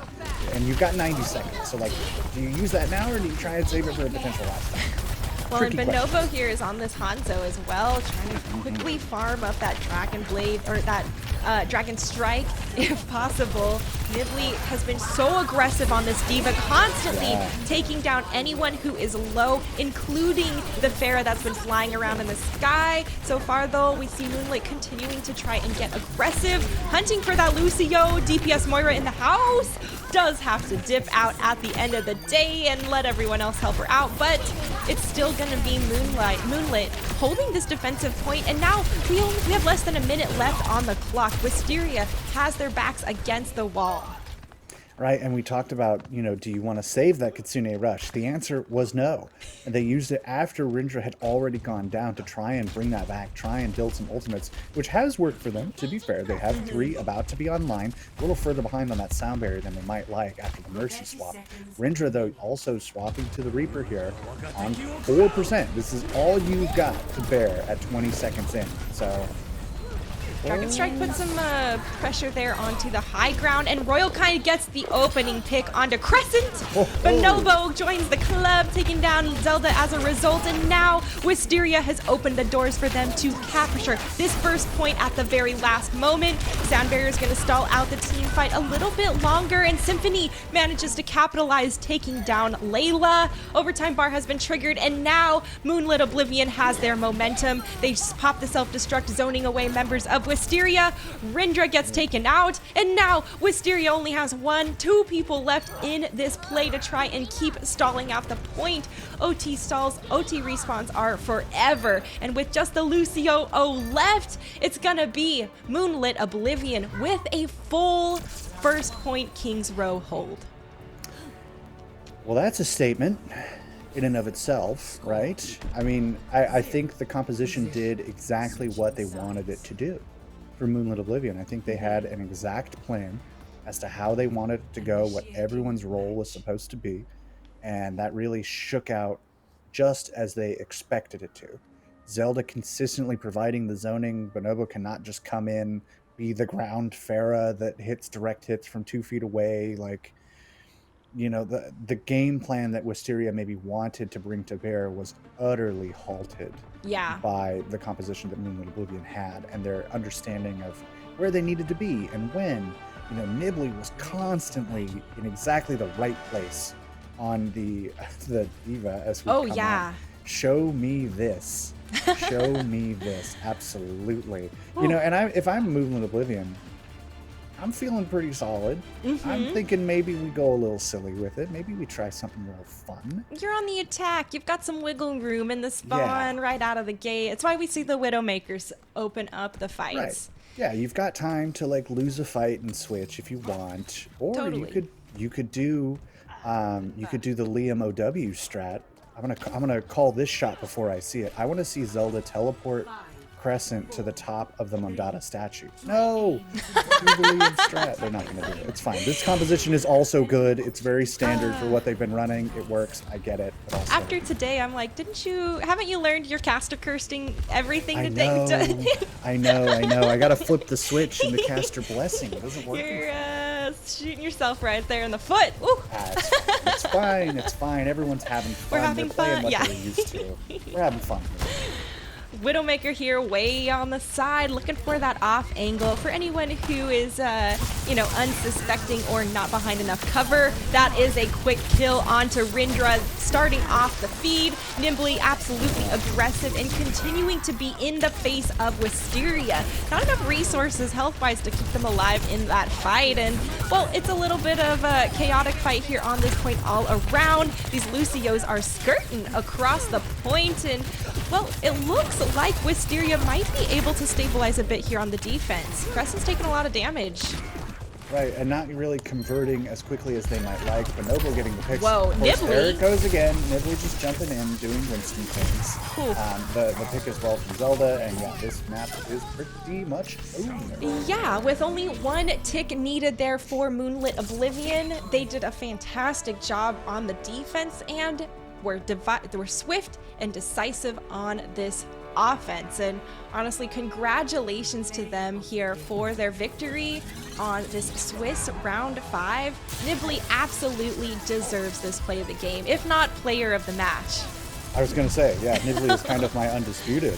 I mean, I think across multiple heroes stepping up. Oh, yeah.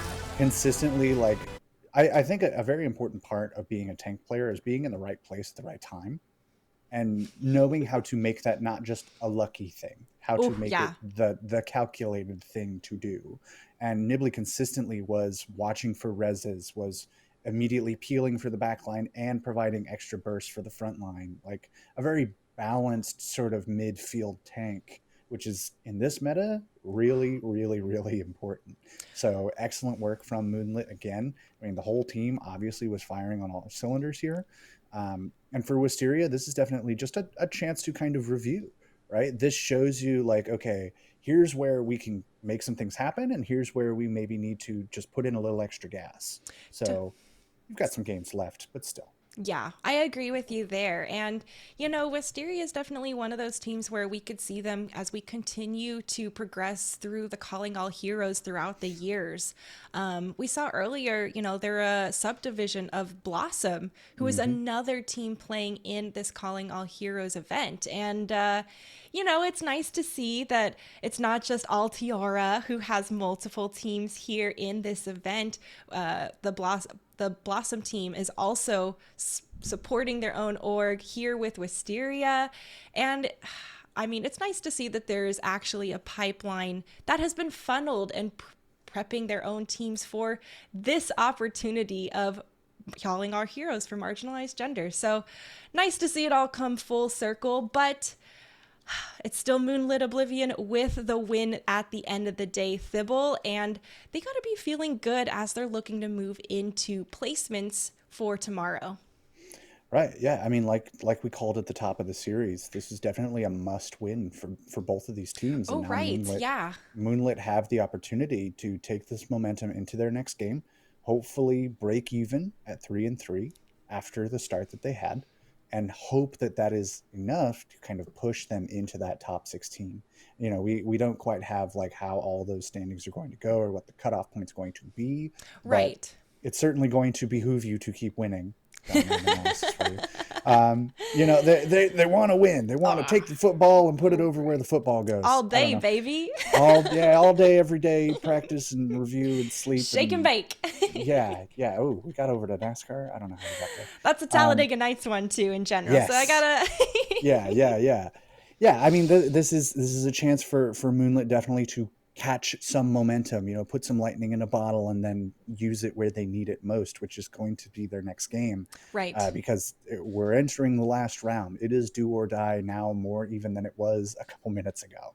Yeah. So A lot on the line, and we'll have to see how it all unfolds. We aren't quite sure if we're going to be able to grab an interview here with someone from Moonlit Oblivion. Oh, looks like we are. So we will be right back, folks, in a moment. We're going to get them popped in here with us, and we'll see what they have to say.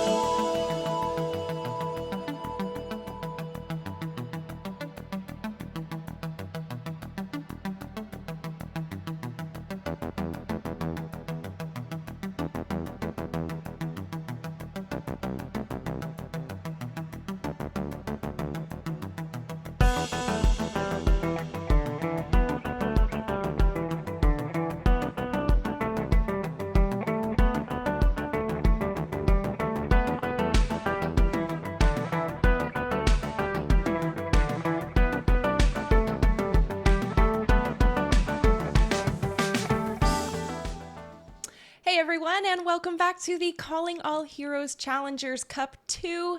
We are ironing out some interview details, so we will see how that unfolds momentarily. But there is plenty to go around because this is the Calling All Heroes Challengers Cup 2. And honestly, this is a huge initiative from Overwatch, Blizzard, and the Overwatch League overall to really share their newer mission that was released with Overwatch 2 about trying to build this inclusive and competitive environment for everyone on the scene, right? No limits, no restrictions, and full accessibility, just like free to play. What do you know?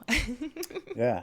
Yeah. I mean, it definitely lines up with kind of the overall vision, I think, that has been coming alongside Overwatch 2 of like, let's bring this to the people. Let's really like put this in everyone's hands and see what everyone can do with it.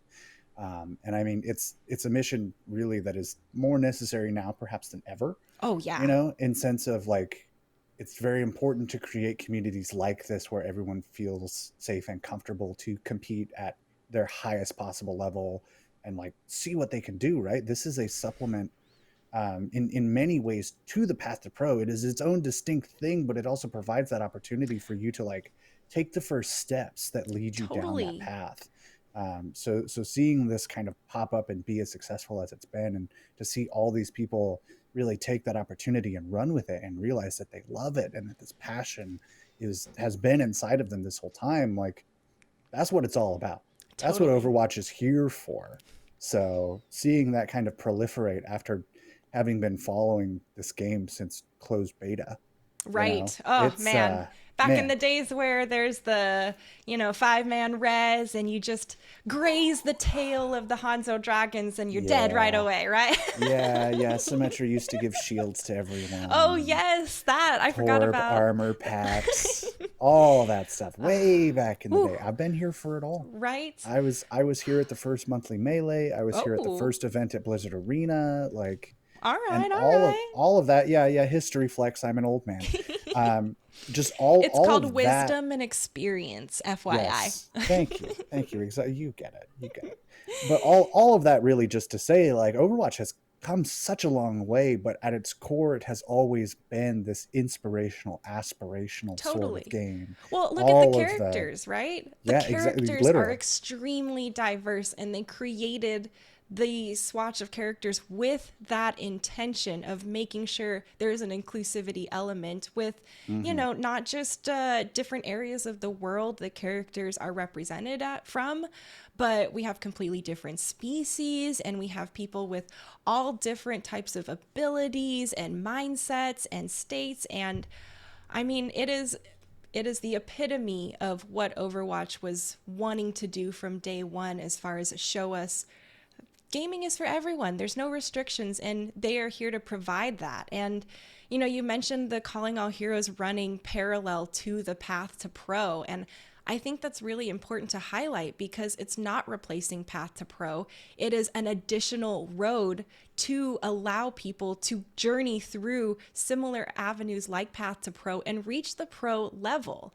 And I think it's important to know that that's another opportunity, another door for more feeder programs for esports to grow in general. And, it's not just the Calling All Heroes Challengers Cups that are available, right? Blizzard also initiated their caster camp as well, Thibault. Hmm. I got to actually go to that for the first day, Yeah, believe it or not. I was gonna say, how did that go? Because I've been casting for a bit. Like the caster camp was not necessarily built for me, but to see someone who's kind of like had that perspective of like that's a thing that I want to go to and then experienced it. Like, what was that like for you? I had no idea really what to expect going in as someone who, has been broadcasting for a couple years and and broadcasting in big events like this.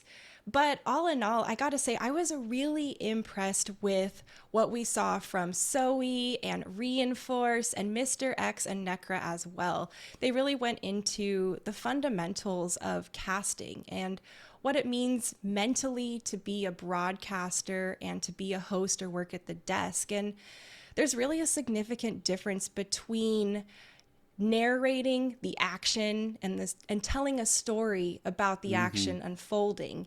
And you know for sure, dude, it takes a long time to truly understand and refine that skill. I think it's also important to note that there are some hard, fast rules, okay, as far as like you want to speak properly into your mic, you want to have a, relatively polished presentation, but they were also really adamant to, remind us that I call these more like pirate code guidelines, right? It's things you want to do regularly and be mindful of and aim for, but at the end of the day, you need to read the situation. And that's the hard part. That's the grind and all the experience that we put in to try and understand and read so we know that timing. And, good luck to everybody who is continuing to participate in that because they're getting their reels. They had a little demo come through, and the members who were hosting the caster camp are going to review people broadcasting and doing it maybe for the first time ever. So I was really excited to see such a big opportunity for the marginalized genders to pretty much have a direct line of credible wisdom and experience to start off in esports in general. Yeah, speaking from experience, that is more valuable perhaps than anyone could ever realize. It is insane how useful that can be. And if any of this sounds good to you, the viewer out there, yes, looking at you specifically, if you're interested in learning more about that or joining the Calling All Heroes community on a grander scale, becoming part of something a little bigger than yourself, perhaps, we have a handy link over at callingallheroes.gg. There's a Discord community that you can join. There's plenty of people on Twitter who would love to chitter chat with you about all things Overwatch. Like literally all things. People are obsessed out there. I would know. I've been here for forever. So callingallheroes.gg if you'd like to learn a little more about how to get into this yourself, about what we're doing, why we're doing it, why it's very, very, very important. But in the meantime, we were actually not able to source an interview from our last game, which is all good. They've got plenty of other things to do, plenty of things to celebrate and prepare for and all that jazz. So we're going to take one more little break before getting into our final game of the Swiss rounds and of the day. So thank you very much for sticking with us, and we will be right back.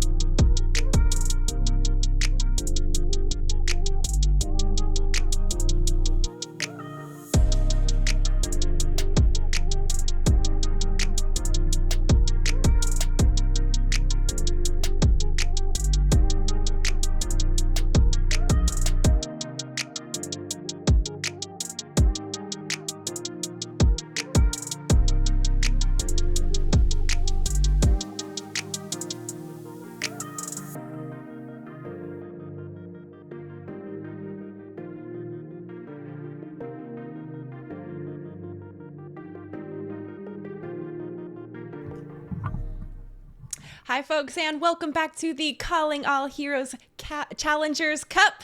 We've got the kitty cat over here on the mic with Thibble Dork and Waffles vs. Sid, and we are about to hop into our third map, actually, of a round robin 5. We're gonna see. Sorry, Thibble, remind me of the two teams we're hopping into. So we've got Ethereal versus Dart Monkeys. So we've got two of basically the top teams right now duking it out in a decider, and we are about to jump in live on the action. Oh, yeah. Well, and Dart and Monkeys. There's a cat. Everyone loves the cats. We actually saw him do the cutest little stretch earlier in the broadcast. I saw it. I know everyone. I know all you guys saw it too. But, you know, I'm pretty excited to see this matchup. Dart Monkeys were quite the team when they announced they were going to be participating in this Challengers Cup 2. And I think they've kind of been unofficially dubbed the content creator team, if that's correct. Yeah, very much the stream team. So I'm Right. excited to see. Yeah. Oh, so we're getting some updates from production. It is currently 1-1. Timeless won map number 2. So it's been back and forth right now, much the same way as last series, right? Jeez, you lose Timeless. on control. You post the meme about losing control. You turn around, you win the next map. So we are on a decider right now, just waiting to get dropped into that. But wanted to let you guys know kind of the stakes of what are going on. This is another one of those high caliber games that probably going to be a decent preview of our round of 16 coming up tomorrow. Starting off right between rounds. Thank you very much for that one. That's right at the start of the map, if I'm looking at this right. Similar compositions on both sides at the moment. Dart Monkeys, of course, are in spawn. I don't care what they have out right now. Don't do it to yourself. Yeah. We're not going to waste the time talking about that. Though anything, of course, is possible. And yeah, just reminders to reconstitute everybody. Some big names on both sides here. We've got SK and Aspen, probably the most well-known over on Dart Monkeys. Again, yeah, kind of that content creator team, air quotes, but also just like fantastic players. Just a really good set of teams on both sides here. So excited to see how this goes. Immediately, though, Timeless Ethereal stepping up. Yeah. Well, you also mentioned those, big name streamers. Barcode herself is a pretty big one. I've seen a handful of times. Of course, that's Barcode. Right. Sorry. Wait for it. Process it for a moment there. Clever, isn't she? Yeah. So far, though, Timeless Eternal, Timeless Ethereal. Man, I keep doing that. Trying to break through this. Jeez, I am so confused getting dropped into this. They're holding the defensive here around this corner. Dart Monkey starting to pop off. SK taking control of this map. The tempo is insane. Look at the chase down coming through. And I mean, and this is what you're looking escape. for. Yeah, there you go. This is what you're looking for at that high level, right? Is that ability to immediately flip the switch, immediately hit the gas. Like that tempo control and that awareness of, all right, we got picked. We're going to take this slow. We're not going to overextend. We're not going to try and force this.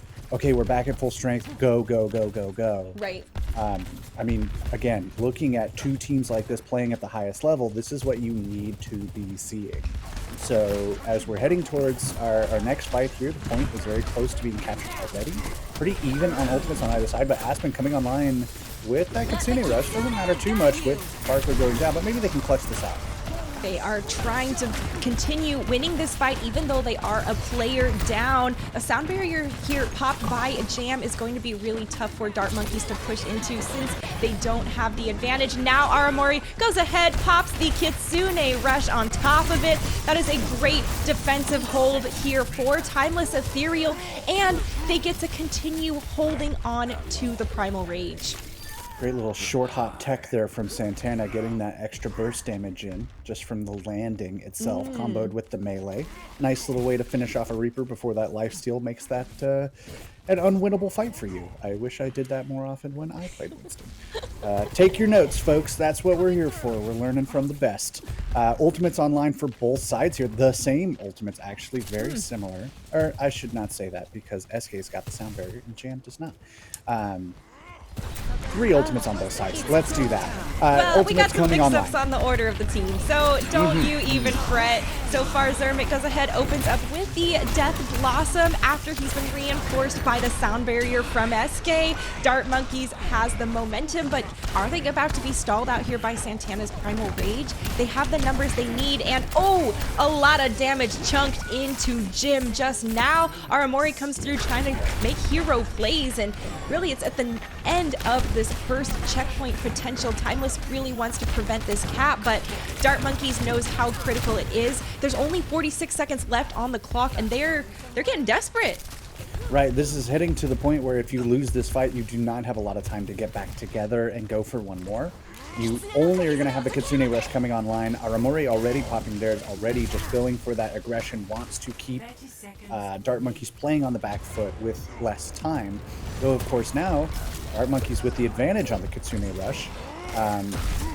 But a little behind on the sound barrier and pretty much everything else. So it's going to be a fairly neutral fight. A lot of pressure on Jam. There he is, popping the sound barrier. Gonna keep Timeless Ethereal in this fight as they try and defensively hold. It is match point for both of these teams to win this series here. And the real question is who's gonna clutch it out? Zermit is so close to that Death Blossom. And is able to take down Santana as a result. A nice Primal Rage comes through, but Dart Monkeys still holding, still attacking as much as they can. Jim just clutched it out for his team with a 3K. The point was capped either way, Thibble. Yeah, in the confusion, they lost it. Darn. Oh. Yeah, I mean, just the disruption provided by moving fish, sorry, was just enough, really, just to kind of distract, disrupt, get things moving, get that cart. I mean, it literally had 0.01, right? Like a millisecond of time non-contested was going to get it through. And already, Ultimate's coming through thick and fast. Dart Monkeys are not complacent with having just captured the point. They are willing to spend to make sure that this cart keeps moving. They have to break through that choke point. Otherwise, you're in a King's Road situation where you're just stuck at the gate. So they move it forward now. Barcode coming online with the overclock. Kind of the only thing that Dart Monkeys have after that otherwise pretty expensive couple fights. Yeah. Azure on the other side, though, has an overclock of their own. Santana coming online with that Primal, and Aramori with the Kitsune Rush, which she has like every other fight, pretty much. Providing some excellent opportunities for Timeless Ethereal to destabilize things. There's the Kitsune, and Whoa. Azure goes ahead and takes down Barcode, opening the fight. That means Barcode cannot pop their own railgun overclock, and as a result, Timeless Ethereal going to go ahead defensively hold with only giving up the Kitsune, and now there's 1 minute left. And that is absolutely the most important part of all of that, is that Aramori only needed to use the Kitsune Rush for them to secure that fight, thanks to just the neutral pick from Azure. So now you've got everything else online. This Kitsune Rush doesn't bother you too much. Azure already just like, yeah, sure, pop it. I'll just kill everybody. Jeez, yeah, even almost falling very, very low there. The resources being kept into the support, from these support lines, have absolutely been critical. Dart Monkeys knows this is their last chance to push, and it is all on the line if they want to win this series. You've got one shot, you've got 2 ultimates. Timeless Ethereal on the other side, that Death Blossom and that Sound Barrier need to be the thing that provide enough wiggle room to keep Barcode from clutching it out. Right? Can you give enough effective health? Can you prevent the early pick coming through? Can you disrupt the Primal and burn that target time fast enough? And if not, dire straits. Ooh, what a nice sound barrier, reinforcing Jim through the Death Blossom once again. Not the first time we've seen that recipe from that duo, as Timeless Ethereal continues to hold this defensive point. There's a lot of chaos caused by Moving Fish's Primal Rage, but is it going to be enough to actually stall out this point? The damage from Zermit is turning the tide here for Dart Monkeys. Timeless Ethereal needs to be careful it doesn't snowball out of their control, Thibble. Certainly, they want to avoid a snowball, but they also have the time to come back from maybe with that. With those staggers, I highly doubt they will try and recontest this at all. I certainly wouldn't recommend it personally, but hey, they're better than me. We're going to see what happens. We have some people already setting up right there at that choke point, but Barcode is ready. Barcode knows exactly what's going on here. They're going to hold that It looks like, yeah, they are. Okay, they are going to try and come out for it. All right here, 3.31 meters, and looks like Barcode's just gonna put the nail in the coffin, takes Aramori's head clean off while Zermit follows up with the rest of the damage. Dart Monkeys caps the second checkpoint, and now they have 124 on the time bank and that little wiggle room they were wanting. And Zermit has just been like wiggling down the halls and just like getting the cleanup, getting the raw damage down as everyone else kind of goes for the flashy positions and the flashy moves and stuff. He's just walking up and shooting people. But he's Reaper. You know, he comes in from the side. He's got the two shotguns. He's very useful. I forget. And then he can wraith to bail himself out, just willy-nilly through any damage. So yes, yeah. His whole, but like Zemrit's entire flow right now is very focused on just like, I am just the janitor. I am just here to get the job done and go home. Like, let's just get this done. And it's working very well for them. Dart Monkeys are clutching out when they need to. And a lot of that is off of Zemrit's damage in addition to all the flashier bits that we've been saying. And now Aspen steps forward with a Kitsune Rush. Dart Monkeys really stressing out all their fans here, saving it for just the last minute. The longest sound barrier cast in existence possibly. Took SK forever. Does finally manage to get it, cast it off, and then Dart Monkeys continues to push on forward. Moving Fish taken out by the Death Blossom at the end of the day. Timeless Ethereal gonna be able to get the momentum back in their favor, hold this defensive point just before the last moment, and a force out of the Death Blossom from Dart Monkeys. That is nice to see. 2 seconds left, and it's going to be a nice hold coming through here from Timeless Ethereal before the third checkpoint. Well, that's a very tangible win condition. Right. As we've said once before today, the line has been drawn in the sand for this map and this series when the stakes have frankly never been higher. These teams want to establish themselves as the top dogs early on. Aramori has already said, we are here to make a statement. We are here to prove ourselves capable. Yeah. Dart Monkeys, big names on that team. Aspen has been in contenders for a long, long time. SK as well, Barcode as well. These are names that we know. You know, all the names on Dart Monkeys, frankly, are known. And they deserve to be where they're at, but that doesn't mean they're going to get where they are unchallenged. So this is definitely the spot where Timeless Ethereal need to turn it up, run that style they've been running, get Santana up there in the front line, get Jim doing Jim things. Yeah. Get Aramori popping a Kitsune Rush every 30 seconds. Like, these are things we know they are capable of. But now is the time to stand into it. Well, and if they manage to, we've seen them already come through and reverse sweep a series, right? I'm going to go out here on a limb and say Timeless Ethereal is not the strongest on control. And, you know, in a first to two series, that's really detrimental when you always start out on control. But as we progress through towards tomorrow, I could see that maybe they have a significant shift in how well they're consistently performing when we move to more maps away from control more regularly. So far, though, it's going to be all Dart Monkeys trying to hold this defensive point very, very close, right? They want to burn as much time off the clock as possible. It's a strategy we've seen regularly here at Route 66. Santana's going to pick Aspen off early, and with the support off the table for Dart Monkeys, that's a lot of opportunity for Timeless to go ahead and push forward since the sustainability is not there. Jim goes down, but Santana gets Barcode, and with the spawn advantage, Timeless Ethereal can still look to make some progress. Right, yeah. I mean, you don't need the cleanest win. You just need to gradually chip away and let the spawn advantage do the rest. So already they are making progress on that, even as they get traded out, right? Zemrit's still doing the work, but does get taken down by Aramori. Azura getting back into this fight is going to clean up Moving Fish. And now Moving Fish has been staggered late, and SK. Right. Yeah. I mean, at the very least, they get staggered pretty close together, so they'll get taxied back because they're both pretty quick. They will certainly have another fight before the point is captured, maybe a couple more. But even so, right? Like, you burn some time off that clock for sure, but now you still have a lot of fighting left to do. Ultimate's coming online on both sides. You've got Zemrit ahead in the Reaper battle, who's been doing his custodian work, you know, but Santana already coming online with that Primal, Aramori already with that Kitsune Rush, well ahead of Aspen, and Barco getting that opening pick on the Jim is huge. Aramori has been crushing it on this Kiriko, and well, unfortunately she gets crushed herself, does get taken down before the Kitsune Rush can be used. Dart Monkey's doing a good job of defensively holding on this most recent push, but it's going to be a little bit of a different story. There's going to be a lot more resources available for Timeless, especially those support ultimates, and those can be tide-turning resources. Absolutely. Yeah. I mean, and a quick shout out here before we get into the next fight. Both of these Winstons are playing lights out. Just the tech from the primals that I've seen from Santana already all day has been phenomenal. And Moving Fish is equally holding their own, just like putting in the work, doing Winston things, but never mind. Zemrit said, I'm not the custodian anymore, dude. I am the main character.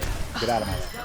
And it's a good decision by Santana there to just bail off the map. It's a little bit less, it's less value for Dart Monkeys on the damage front, on the ultimate charging front, and well, they got out with their resources still. They did commit sound barrier, but... Right. Yeah, but I mean, if that's the only loss and you're still walking out of this with your Kitsune Rush and both DPS ultimates, you're all right. Yeah. You have an advantage still in terms of ultimates. You want to try and pull that sound barrier from SK as quick as possible. But losing Azure early is maybe not the way. Oh, Well, SK uses it anyway. Okay, well, Azure did go down with the overclock on the line. Death Blossom from Jim doesn't find any kills, even though it's along the Kitsune alley. Jam goes down from a beautiful railgun shot from Barcode, and well, gravity makes you predictable, my friend, and she's the last person you want to be challenging in the air like that. Yeah, I mean, people like this are going to hit their shots if you're just falling. Right? There's a reason you see players as they fall, like whip their camera around. Like they know what everybody else knows.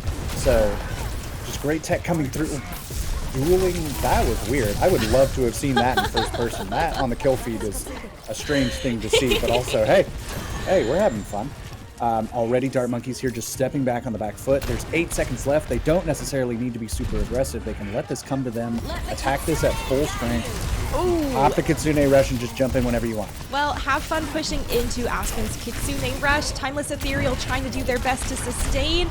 They did manage to take down Moving Fish amongst all this chaos, and well, Zemra is looking and hunting to try and put pressure here underneath Big Earls. It looks like Timeless Ethereal slowly pulling away here in the kill feed. There's another one to go, and with that, at the last possible second, once again, Timeless Ethereal looking to cap this first point. I mean, just if this wasn't at an already high level of play, you might call something like this like mindless aggression, right? Like, doesn't matter how far down we are, we have no choice anyway, there's no time in the bank. Go. Use everything you've got. And sometimes when you play like that, you unlock like a whole new level.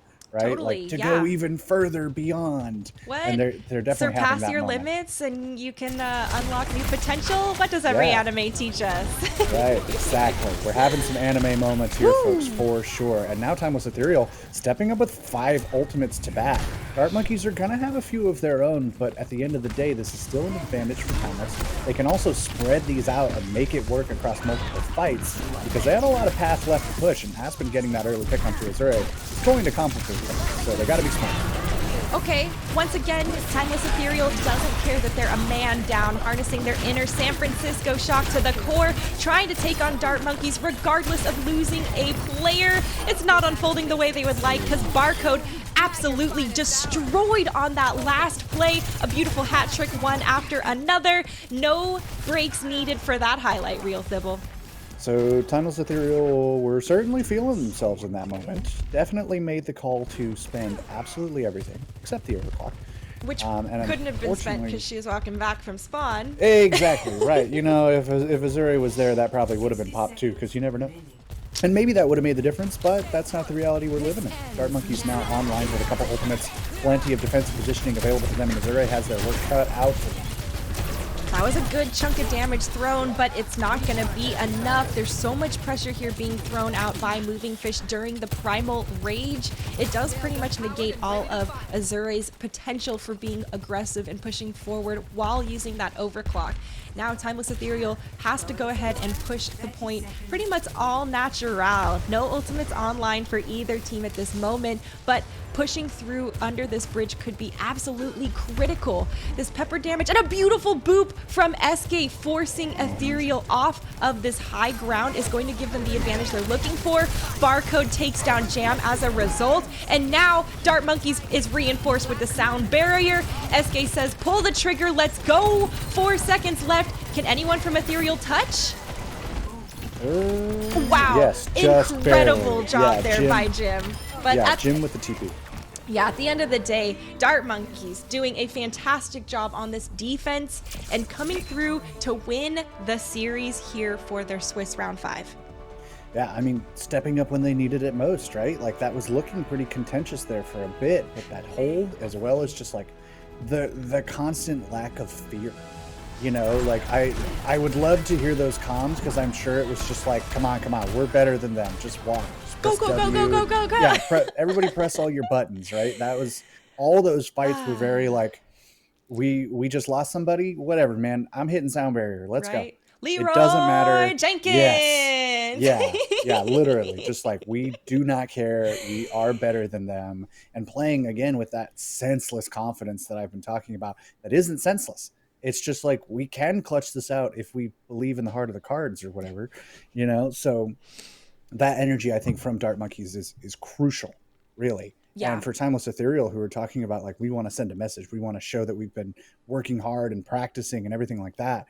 You really have the unstoppable force and the immovable object Right there, right? Because, like, you're putting in all this time, but at the end of the day, if they're just going to bum rush you no matter what, that's something you have to respect. So Totally. lessons learned on both sides, for sure. Yeah. Well, I mean, the blitz technique or the full court press, it's very common. And a lot of times when people are presented with so much pressure constantly, they actually can't get their footing to stabilize and gear up for a real team fight, because you're constantly peppering them, getting picks, and pretty much instigating before they're even set up, right? And that's where we see the snowballs roll through from these teams, especially on these, payload oriented maps. I'm looking forward to seeing how Timeless Ethereal really walks away from that match tomorrow. I suspect that we will see them moving on through, both of these teams moving on through to tomorrow, but will we see them actually encounter each other again is something, we'll see how the cards fall, but I am really hopeful that we do get a chance to watch that. Oh, yeah. Yeah, I think this has the opportunity to be like a true top tier contender match. You know, both of these teams obviously probably pretty favored to make top 4. You know, if we want to be it's hard to realistic say about that expectations. actually with how many good teams there are. I suppose that's true. I'm Yeah, gonna I give maybe them like a shouldn't jump top the gun. 6 on that, just because there's a good Yeah. slew here Yeah, ranking there up certainly high. is. Yeah, I know that this tournament in particular has been super, super competitive at that top level, and that top 4 is not guaranteed. I'll maybe make the call that I think Dart Monkeys at least can do it. Okay. I think Timeless, there's obviously a chance, right? They're proving to be one of our upper level contenders, but like you said, there's a few of those out there and only 4 can advance. So I think they have the chance though, right? Like, their whole thing is like, we review, we practice. We're talking about this. We are a thinking gamers team. Mm-hmm. And there is an opportunity there for teams with that sort of like focus on strategy to turn around and give us all new looks, different flavors of their existing looks. Like, they've got the time to develop as they go and get stronger as the tournament carries on. That's obviously just some work that they got to put in right now. So, well, and putting in work against a team like Dart Monkeys, right? We already talked about how these are really well-known players in the community, especially based off of a lot of their content they've done. They are some pretty nasty specialists as far as in their own field. And I think that, that's really gone a long way for them. Obviously, synergy is not a problem because they are on point for this match. And they have been for the whole series, dude. It's pretty shocking and eye-opening to me because it really shows the base level of skill that all of them have. And they're like, well, we're playing the game right. The synergy seems easy as a result. yeah, like everything just kind of falls into place to them. another perfect storm, as we've been saying. So, yeah, I mean, we'll see if that storm continues or not, right? There's still an A game left to play today, and Right. obviously the rounds of 16 starting tomorrow. In the meantime, though, ooh, I am hearing that we have Aspen on the line. If production is cool, I think we can just throw directly to that interview and get it started. If you'd like to kick us off, Waffles. There we go. Hey, Aspen, welcome to the interview booth. Congratulations on your win. How are you doing? I'm doing great. Yeah, it feels good to win. So, Better, yeah, winning does feel better than losing, I have heard. Absolutely. Well, you absolutely crushed it on the Kiriko here today. What was it like? What's the mindset of the team kind of moving into this tournament? You know, you guys are all really well known, both for your own personal communities that you've built and in the Overwatch community as a whole. And, you know, what kind of pressure does that put on you guys? Well, so we're originally a pug team. I just kind of said yes. Like, I wanted to play in this originally, but like scheduling is really hard. So, we're all very positive. The comms are nice, and then we just got the best coach in the world. So it's kind of Ooh. dominating, There you go. Yeah, we Hey, got Jake yo. Overwatch. Like, he's behind us at all times, literally. Like, he has a tire behind us. It's really helpful. Well, he's literally in your house with a rip tire. That's wild. Yeah, no, he is. If I turn on cam right now, you would see him. That's terrifying, actually. The imposing force, making sure yeah. everyone stays in check. Yeah, no Yep. kidding. I mean, so how's that gone? Have you worked with Jake before? Is this like a kind of a new venture for you both? And like, what is he bringing to the team in terms of your preparation and strategy? I've not worked with Jake before.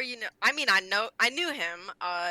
Never really got coaching from him though, or just played in rank. But he is actually really good. I've learned a lot about Kiriko. I'm a main sport player. I don't play flex sport characters, so jumping into Kiriko with like help from a good coach is really nice. So that's been clean. Well, if Avatar taught us anything, it's that everyone needs a master. And honestly, it's great to hear that you're starting to branch into that and you've had so much success on Kiriko herself. You were in a cute ass cosplay, actually a grand finals of Kiriko, if I recall correctly.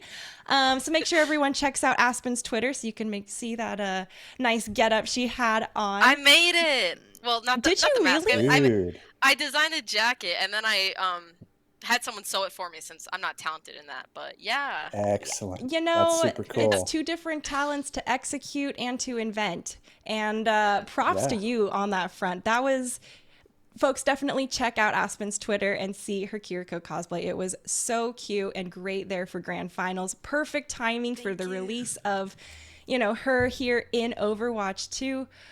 Aspen, you're gonna be a big contender here for tomorrow's playoffs. What's on your guys' mind knowing you have a huge target on your backs? Well, I mean, we're playing well right now. We learned a lot about the comp. I think we're pretty confident going into tomorrow. I at least am. I think it's gonna be a lot of fun. I just want to have fun. Win, which I think we will do. There you go. Yeah, that was going to be my question anyways. Obviously, you guys are coming in with a lot of confidence, and is it safe to say you consider yourselves the top dogs of this tournament? We were hearing some similar stuff from Aramori, so I kind of want to see what you think. Obviously, now that this game has gone the way it's gone, right? Yeah. I mean, for sure, there's actually like a lot of good teams. Like the team we just played right now, Oh, like yeah. it was really down to the wire, like on some fights, and the map before you guys didn't see, but like it was crazy close. So there's definitely a lot of good players and teams. Absolutely. Okay. Well, we won't keep you here any longer. Anyone in particular that you want to shout out, especially if they have a rip tire directly behind you or anything? Shout out Junkrat. True. Yep. That's the right answer right there. Shout out Junkrat. That's my boy. Absolutely. Well, awesome. Thank you so much, Aspen. Enjoy the win. Go get another. Well, I'm sure we'll see you tomorrow. Thanks very much. Thank you. Shout out to the Junkrat. Nice. It was subtle. I respect that. No need to schmooze too hard. No one wants a brown noser, right? Yeah. Well, I Well, gotta dang. say, I was excited to at least see a little bit of Dart Monkeys. You know, we saw them play yesterday, and let's see, they played up against number one on Overbuff with a clean 2-0 sweep. And number one on Overbuff was a big competitor for our first Challengers Cup. Now they're actually down here on ranked number 7. So we'll have to see, you know, what unfolds for their final round. Dart Monkeys are at the top of the leaderboard with the perfect and pristine record of 5-0 Thibble, and that's someone to be gunning for. Right. Yeah. I mean, we talk about top dogs. The last remaining undefeated team has to be in that conversation. Timeless Ethereal. I mean, Aspen did mention that a lot of those were very close to the wire. Pursuit and Altiora Nimbus maintaining their 4-1, as well as Banon, Chalky Milk, and Night Witches. And then, I mean, just in general, right, we're getting closer and closer to a crystallization of the top 16. But, I mean, it's anyone's game at this point. If any of these 3 and 2s lose their last game, and if some of our 2 and 3s win, you start getting into tiebreaker scenarios where you have to look at, well, who's really in the top 16 out of all those teams. Like, Right. it's going to get real interesting real fast with that. Right. Well, and I So- remember seeing a tweet actually from Bailey going into some details around how those ties are determined and how the rankings are established based off of teams who have the same scores. And, you know, they go into the details and analyze, okay, who were those opponents that they played against and how does that weigh into their overall score and ranking. It's round robin, right? So there's a lot of chance involved with some of these initial qualifier matches and who you're going to play and, you know, establish your ranking going into the playoffs. Now, I am excited to see our next matchup, Thibble. We're going to go into our Swiss round 6, and we're actually going to see the Vancouver Titans blue team go up against Fruit Salad. And, well, Vancouver Titans blue is the team that Vancouver Titans established after seeing, you know, Challengers Cup 1 and wanting to get involved and create their own team to enter. So there's a lot of eyes on them, especially considering the fact that they have so many resources and, well, they hold the name of Vancouver Titans. That itself is a lot of responsibility, Thibble. Right. That sends a message. You know, this org believes that we have what it takes. And right now, I mean, you could maybe say they're on a bit of a back foot, but they are one of those teams that is far away from out of it. They have the opportunity to bring this back to show that they deserve to be in that top 16. Make a run, go crazy with it, have some fun at the very least. You know, and I agreed. I'm very excited to see what they can do. I think the name and support of an organization is no small thing. Oh, And for the Titans to step up and be like, boom, there you go. There's a team. We're sending it.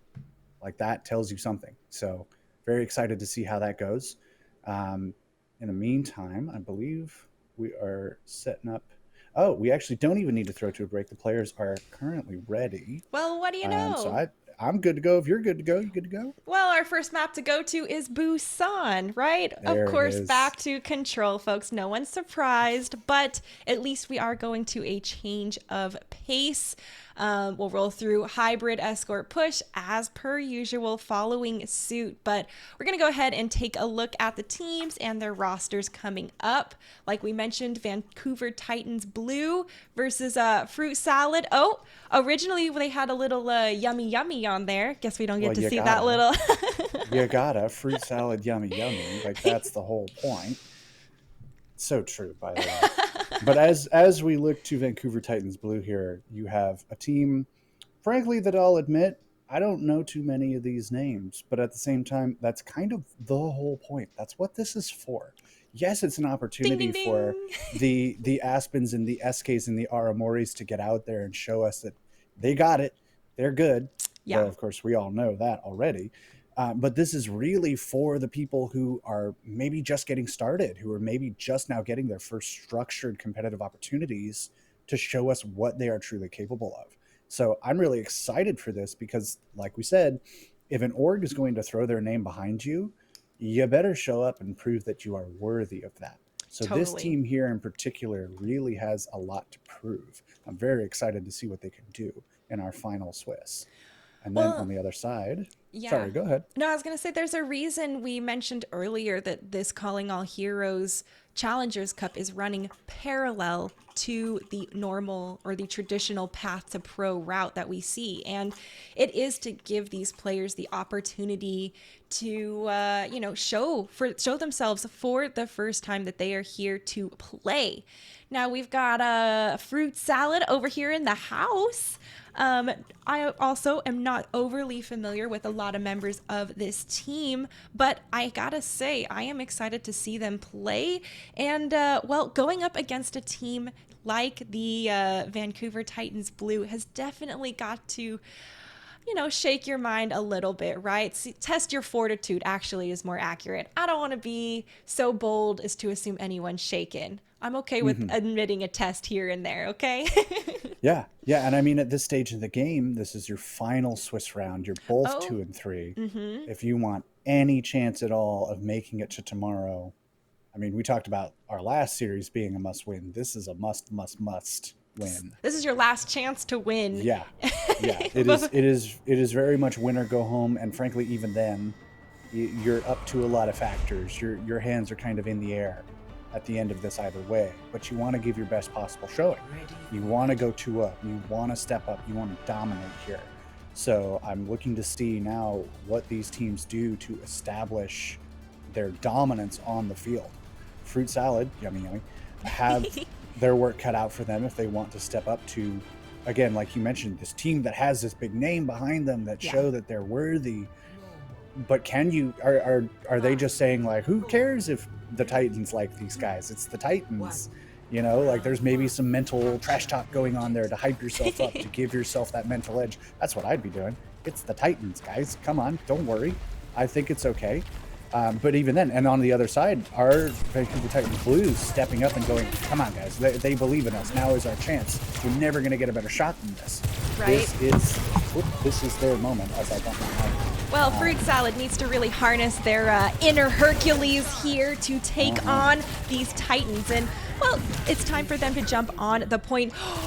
Wow, a deletion comes through. Nari absolutely on point. Follows up with another kill on to Juno. And, well, Vancouver Titans Blue go ahead, run away in the kill feed, take this first possession for themselves. And now they're getting ready to just bombard Fruit Salad through these tiny chokes as they try and re-enter. Right, yeah, I mean, that opening pick just leads to a complete wash, a total snowballing from Vancouver Titans Blue. And now they just have the chance to set up. It's control. You establish yourself in a good position. You do what you got to do. Winston coming through. Juno trying to make an opening happen, but Kitsu and Nari are just ready. Far too ready. Audrey comes in trying to save, and that's not to be. Well, Juno seems to be going down very early in the fights, and I think that's because of the focus fire and amount of damage that Vancouver Titans Blue are bringing to the table. Nari already has overclock, and Demon is at 55, Dibble. Yeah, I mean, the ultimate generation just off of these two, like, pretty strongly won fights for Titans Blue. It's making itself apparent, right? Juno is trying to make the space, trying to do the job. But like you said, when there's focus fire at that caliber, there's not a whole lot you can do. And Nari with the overclock already is just taking people's heads off. Wow. Masuzu was forced out early from both sides, but unfortunately for Fruit Salad, it is easy pickings for Nari on this overclock when you have to funnel through this narrow choke point. And, well, they already see you walking up the alleyway. There's no escape and no room to really find significant cover. Right, and this is the first fight really where Fruit Salad are coming in with any sort of like actual ultimates or anything approaching an advantage. So even then, Titans Blue plenty of tools to work with, but these Kitsune rushes need to get something done. Juno fell very low again, manages to escape, and, well, is taken down at the end of the day. Titans Blue continuing to throw in resources to this fight, holding down the fort, and with a team kill at 88% Thibble, it's going to be a mad dash for Fruit Salad to touch the point. Kazara was very low. There was almost an opening there for Fruit Salad as they used just about everything. Demon swapping over to the Tracer, trying to touch. Audrey coming in with the Spirit Rush just to try and provide support, but Elf goes down before they even really get to the point, so they're not going to have much presence at all. Not a ton of healing. The Death Blossom coming out from Kitsu. that's probably going to be a wrap on this one. Oh, yeah, that is going to seal the deal there for Titans Blue. And honestly, a really dominant performance coming through from them for this opening map of Control. So a great tempo start for them. The real question is, will that continue, or is Fruit Salad gonna ripen up and find their footing? Hey, there we go. The fruit puns. Let's get them going, folks. Thick and fast. Think of them. Help us out. So we're heading over to Sanctuary here. It's very open air. We're probably going to see still very similar compositions. Sojourn does just fine here. Reaper does just fine here. Winston does fine anyway. He's Winston. Don't worry about him. So, I mean, looking back at that mecha base, right? I think mecha base is probably the worst stage that Fruit Salad could have drawn of the three. You know, the choke points there are so intense. It's so easy to shift between all the different places that you can try to make an ingress. And Titans Blue just had their number all the way through it. With this kind of wider, more open air like layout, there's maybe more opportunities for Fruit Salad to like set up a flank or get something cheeky. Right, or just, right. You know, kind of run at them and hope that sticks. There are more opportunities there perhaps. But Titans Blue looking real good. There's a lot more open air on this map in general, and well, so far Titans Blue seem to be taking advantage of this close quarters room just like they did on Mecha Base, right? It looks like they're quite comfortable here in this chaotic, in-your-face fight, Thibble. Yeah, I mean, they love just kind of running at you. You know, this composition, some people do call it banana brawl, and a brawl composition is always marked by your capacity to run directly at the other team's face. So they're having a good time. They're playing this the way they want to play it. They are definitely playing their game, as you say. And Fruit Salad making their way around the flank, but immediately about to be met by Kazara and Titans Blue. Kazara very low. Huge props to these Lucios for particularly Akim to help Titans Blue meet Fruit Salad as they try and circle around for a flank and move to engage. They were right there, right on top of Fruit Salad immediately with no room for them to breathe. And once again, Titans Blue still trying to, well, back off after that most recent engagement here. A late kill there onto Akim, and well, Fruit Salad gonna continue looking to push. Great primal here coming out from Kazara. You know, I mean, what more can you say, right? Like, advantages are abound for Titans Blue. They have the ultimates online. They're winning the neutral fights. Kazara with the primal, they're doing crazy things. Juno trying. I do want to shout out Juno again because I do really feel that they are trying their best to create the openings, right? That's kind of what the Winston's for. Like, I'm going to create the space so you guys can walk up and make something happen, and he is trying that. And man, that focus fire is nasty. Now Titans Blue coming online with 4 ultimates. Fruit Salad do have a few of their own. They've got both support ultimates online, close to the overclock for Demon. This could be a chance to turn it around, and frankly, at the percentages that we're at, it kind of has to be, but the deck is stacked, so see what they can do. Yeah, five ultimates stacked here. Titans Blue pop a lot of them to instigate this fight. 88% and counting for Titans Blue possession, and now Kitsu still has that Death Blossom is deleted here by Damon before they can pop it off, and now Fruit Salad looking to try and push 99%, and they were able to clip and initiate the overtime bar, but they have got to win this fight if they want to come back and try to hold this point. Right now it is 99% for Titans Blue and in their possession. Oh, Sylphie almost goes down. So close, but Kitsu rips through him with a Death Blossom. That's going to be the nail in the coffin, giving Titans Blue the win here on Busan. Yeah, I mean, just that was pretty dominant. Let's be real. That was a pretty good showing there for Titans Blue, you can say. There were glimmers of hope, absolutely. Like, Control is crazy. We know this. We've been saying this all day. There's always an opportunity to bring this back and kind of show what you can do on another map type, maybe a different composition. Oh, yeah. But I mean, looking at the mirror, it's pretty clear that Titans Blue have been doing their homework. They know how they want to engage. Kazara has no problem stepping up and just being that guerrilla scientist, Yeah, you know, who just walks forward and does their thing. So good showing, honestly, from Titans Blue. Very impressed that they were able to maintain that level all the way through. I thought that their resource management of their own ultimates was also very controlled, and they were very conscientious of, not overexerting until closer to the end of the matches, right? Once we got around that 80% capture point, we saw them get a little more relaxed and aggressive so they could continue staggering out the members of Fruit Salad and then eventually, go to win the map themselves. So big props over there to the Titans Blue. Their Lucio in particular, Aquim, was just on point in my opinion, enabling them to actually meet Fruit Salad on whichever avenue they chose to engage on. And not just meet them, but meet them immediately after they had made that decision. It was so fast that I don't even think Fruit Salad had a chance to understand and realize that, what we thought we were engaging on is actually them instigating on us in this other side.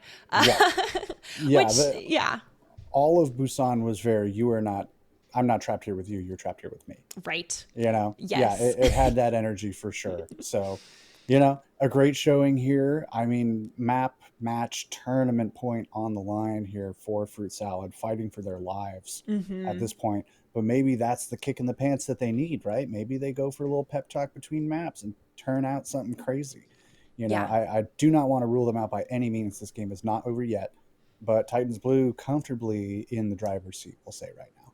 Yeah, totally there. And, it is really about how these teams harness their different losses and get themselves fired up, right? Michael Jordan talks about how he uses that to fuel his game and, bring the most intense and best quality he can to really say, hey, it doesn't matter what you say and that we lost. I'm here to play. And this is how I continue to get better and continue to always be competitive. And, I really want Fruit Salad to do that, especially against a team like Titans Blue, right, who is doing very well. And, well, they carry a big burden with themselves holding the Vancouver Titans name. So really curious to see what goes on next. We're going over to Hybrid for our next map, Thibble. So, might be King's Row as per usual. But folks, we'll have to see what Fruit Salad picks, and we'll be back in a minute.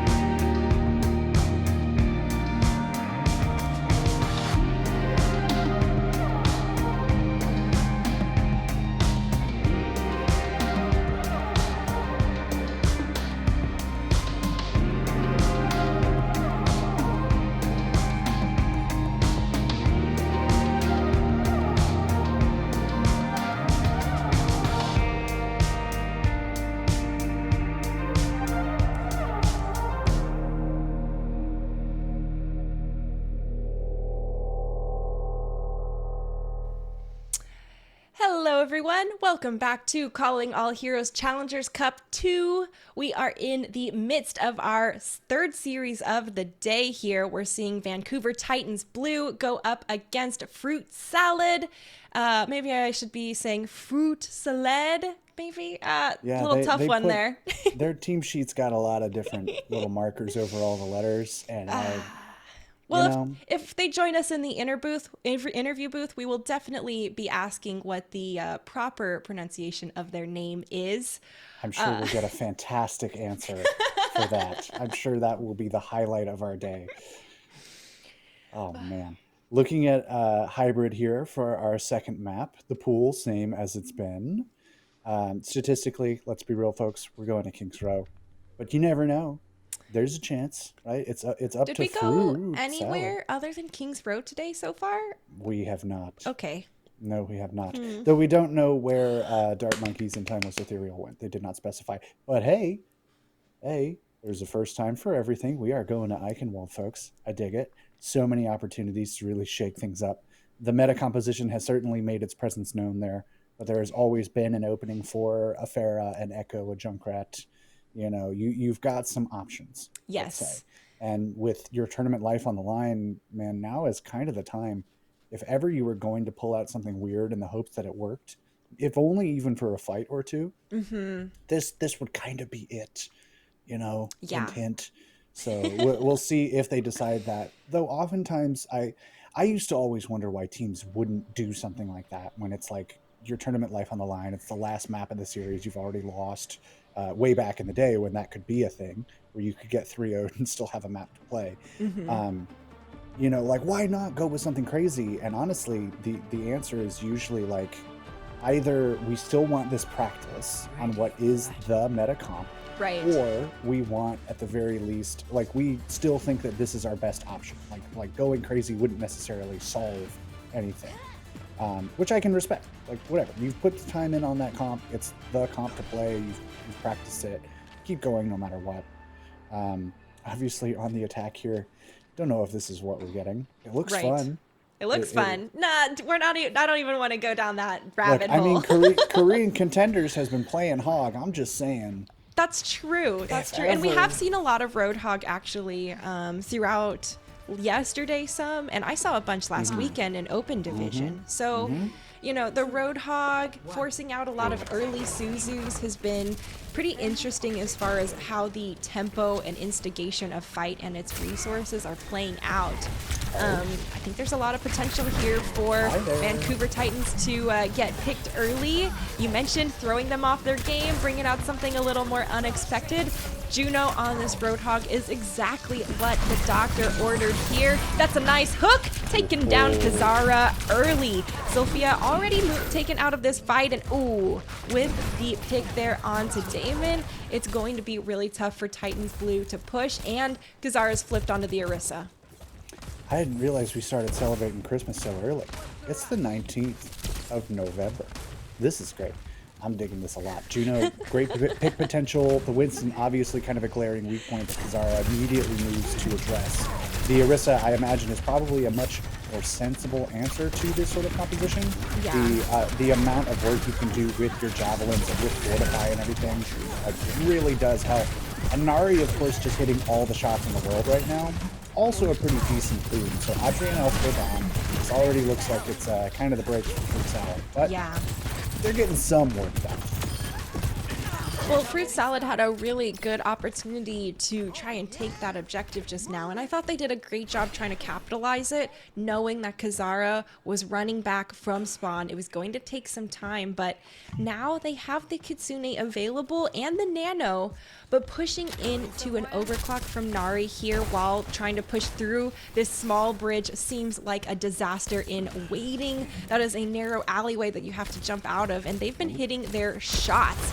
There's the engagement here, and a wall pushes a sleeped Kazara up high for just a quick moment. Does go ahead and stall out them attacking Juno here. It is a chaotic fight in this small room. Kazara drops to 4, does manage to stay alive in the end of it. Nari now at 18, and these supports from Titans Blue absolutely clutching it out to keep their teammates alive literally by the tiniest of slivers, Libble.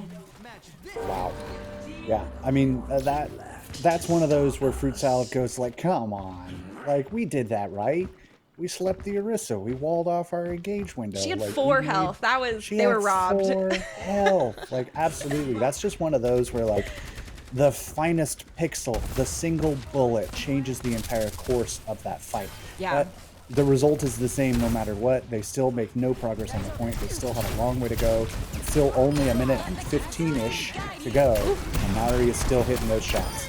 Oh man, and this is exactly what we saw from Titans Blue earlier on our first map, right? Fruit Salad was looking to back off, regroup, and take a different angle. And what do you know? Aquim gives them the speed boost, and of course they continue to capitalize and take down all the stragglers.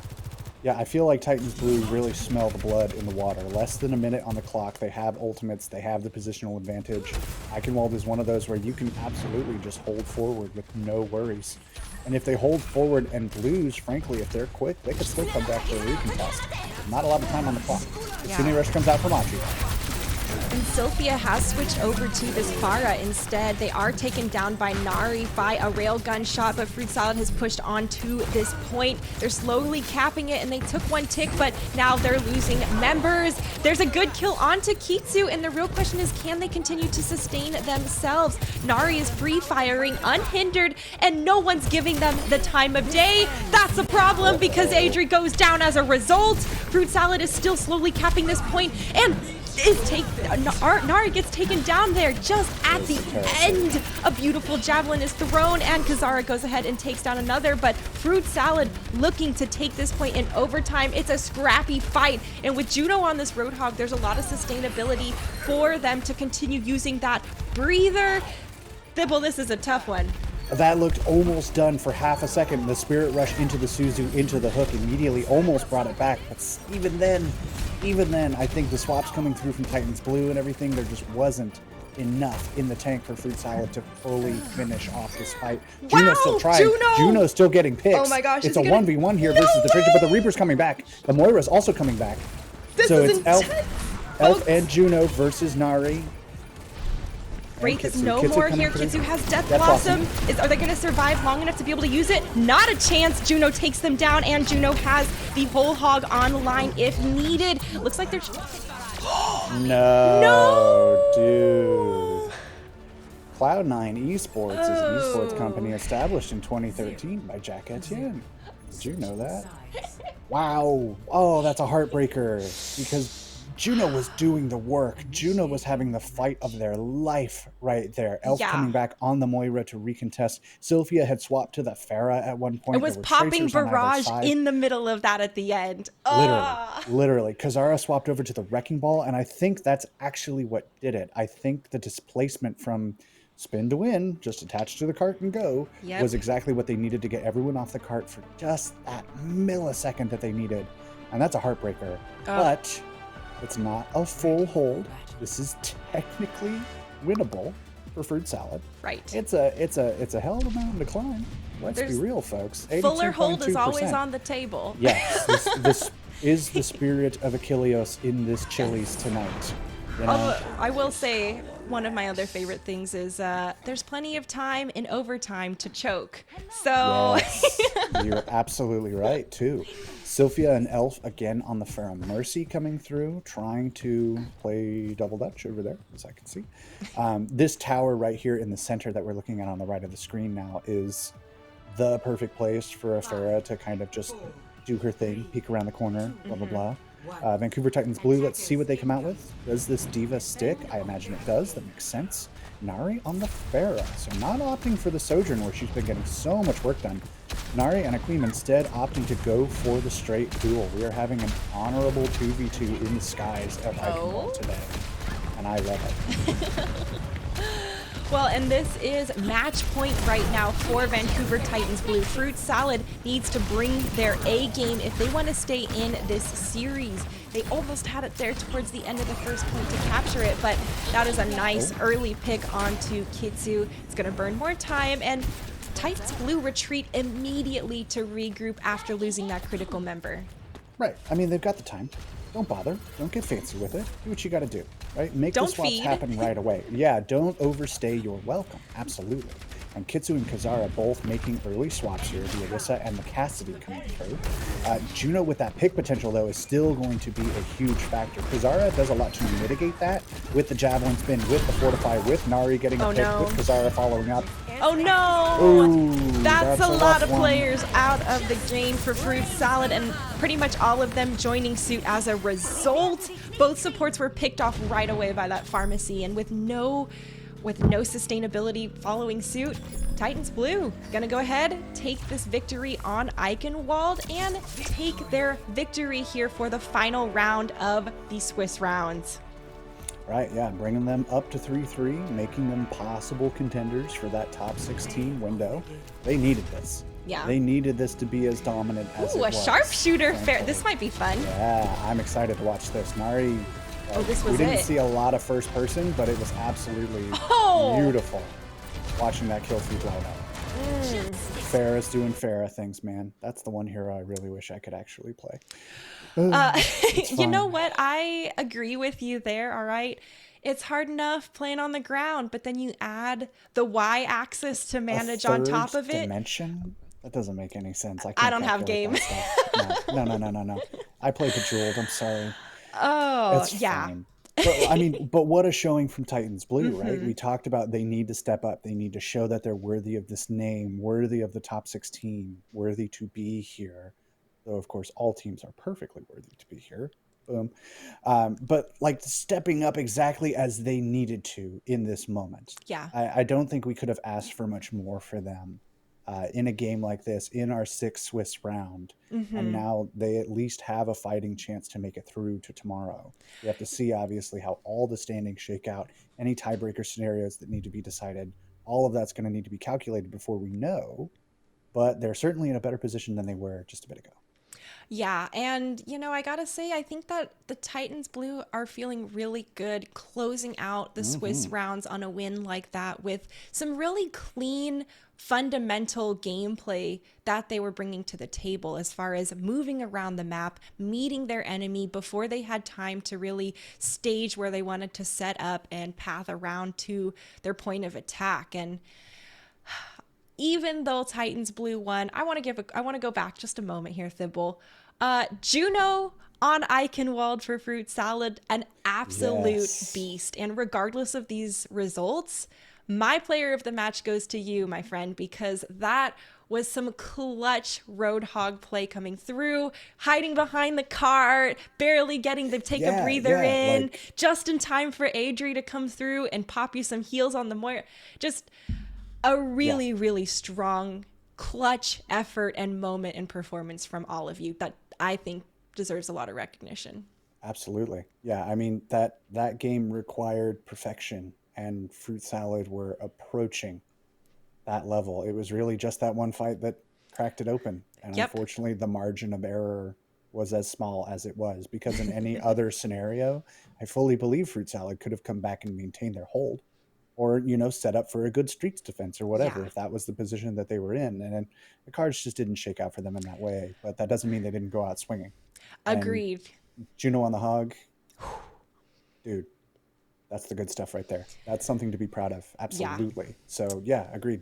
Well recognized, guys. 'Cause you put in that work, however your name is pronounced. Ooh, yeah. Well, and definitely not someone I want to meet in my quick play games, because that's definitely the only ranking possible we would ever see each other. Yeah, please stay away from me. Just good job. let me know it's you and I'll leave right away. You don't have to worry. Yeah, I'll save myself the trouble. I'll save us both the trouble. I will. Yeah, especially if you're, playing Genji or someone trying to push into Juno on the road. Yeah. I'm just gonna take a break. That's my signal to go touch grass. I understand. Thank you. Have a good day. Right? So just as well, I mean, good effort on all sides. Excellent work for Vancouver Titans Blue. They're popping off. They're showing that they're worthy. Oh. In the meantime, we are going to work on setting up an interview here in the next few minutes. So we will see you guys whenever we've got that ready.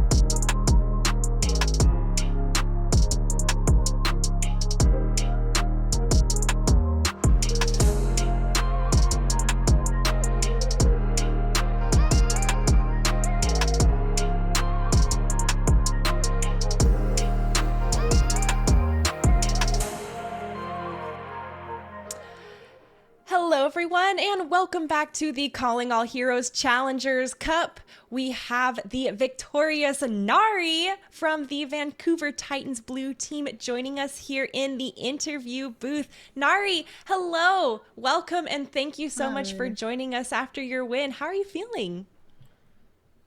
Feeling good. First two games weren't great, so I'm glad we could actually close it out with a win. Oh, absolutely. And a beautiful win at that. You guys were pretty much in a flow state from our perspective, and it almost looked like you could read the future of where Fruit Salad was gonna path or try to attack next, and you were already there before they even had a chance to get set up. What kind of went into that, and what were the comms like? Uh, Comms are like sometimes you get very chaotic in like the like I guess more competitive matches. But this one a little less competitive, unfortunately. But we went in. We kind of had a reset after our first two games. I personally went on a walk outside to just like think about how I could like reset myself, like think like I did not feel good that game. I actually like stopped calming in one of our games. So I went back in, reset everything just off the table. Nothing else matters. We just go in, we do our best, we play our game. Well, you guys had a fantastic performance on that last match, and I think you were successful when you recalibrated, and you guys absolutely brought your A game. And, you know, you yourself are actually returning to the Challengers Cup. Is that correct? Mm-hmm. You were on Cataclysm before? Yeah, it was one of the free agent teams. We got through to top 16 there as well. I don't know if we're gonna get it here, but I know there. We got through top 16, but got eliminated first. Oh, well, the good news is after your win just now, you guys are actually in the contenders to be in the top 16 going into tomorrow. So you guys were very clutch and, you know, did a fantastic job. Don't you think, Thibble? Yeah, absolutely. Nice throw.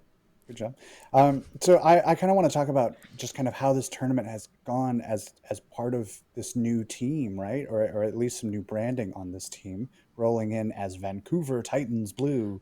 You know, how does that feel for the whole squad to kind of have that name behind you? Like, is there pressure? Like, what expectations do you place on yourself? Like, and what has it been like working with the Titans? It's been really fun. They held some trials back, like I think last month or something. I don't remember exactly, but I did really well in those. They hit me up saying, "Hey, you're good. Please join us." Basically, Hey, that's a um, good message to get. but yeah, uh, I don't know how everyone else feels about it, but personally, like I put a lot of pressure on myself already because I know I hate to be ego about this, but like I know how good I can be at this game. So I try to do my best always, and having this name behind me, just like I was like, oh, I should do really good in this. I really want to get my name out there and everything. I want to Absolutely. show the community like, hey, I'm here. Please let me play the game. And Please, please, I swear. Yeah, rock on. I swear we don't bite too hard. Uh-huh. yeah, no, but I wanna just the Titans are a really cool team. Really love the staff, love the team. They've all done really well for us. The we all we just tried our best. We Yeah, did good. absolutely. I mean, you guys put on a hell of a clinic in that last match. I think you guys are proving yourselves worthy of the name, as I kept bringing up. You Oh, know, I yeah. can only imagine, Yes. you know, the expectations you place on yourselves and everything alone. You know, I know competitors will always like, I am my own harshest critic. No one can be more kind of like Exactly. introspective on what I'm doing than I can be. So, I mean, I think I will certainly say I believe you are living up to the expectations you're placing on yourself because you had a hell of a game. That Farah was disgusting, by the by, right at the end. I was going Yes. to ask some sort of question about it, but I think it kind of speaks for itself. So, bravo on I'd like that. to point Great out that job.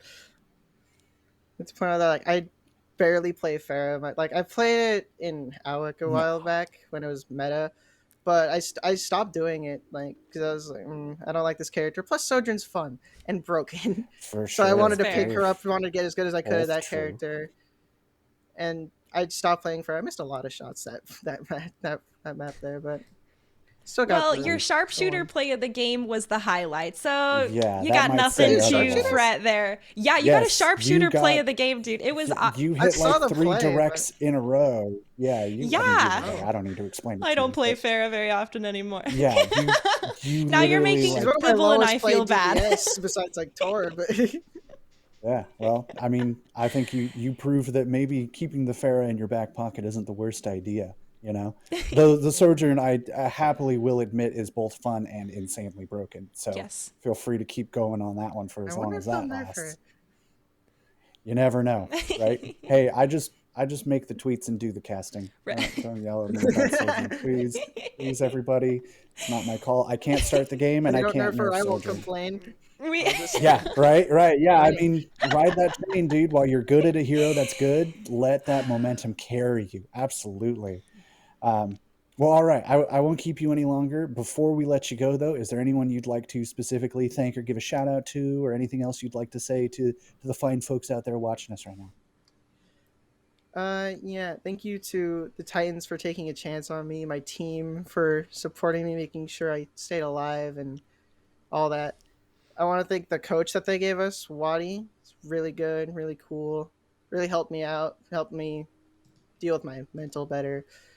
Um, thank some of my friends, Slick and Akumaru. Love them. Thank you to the community.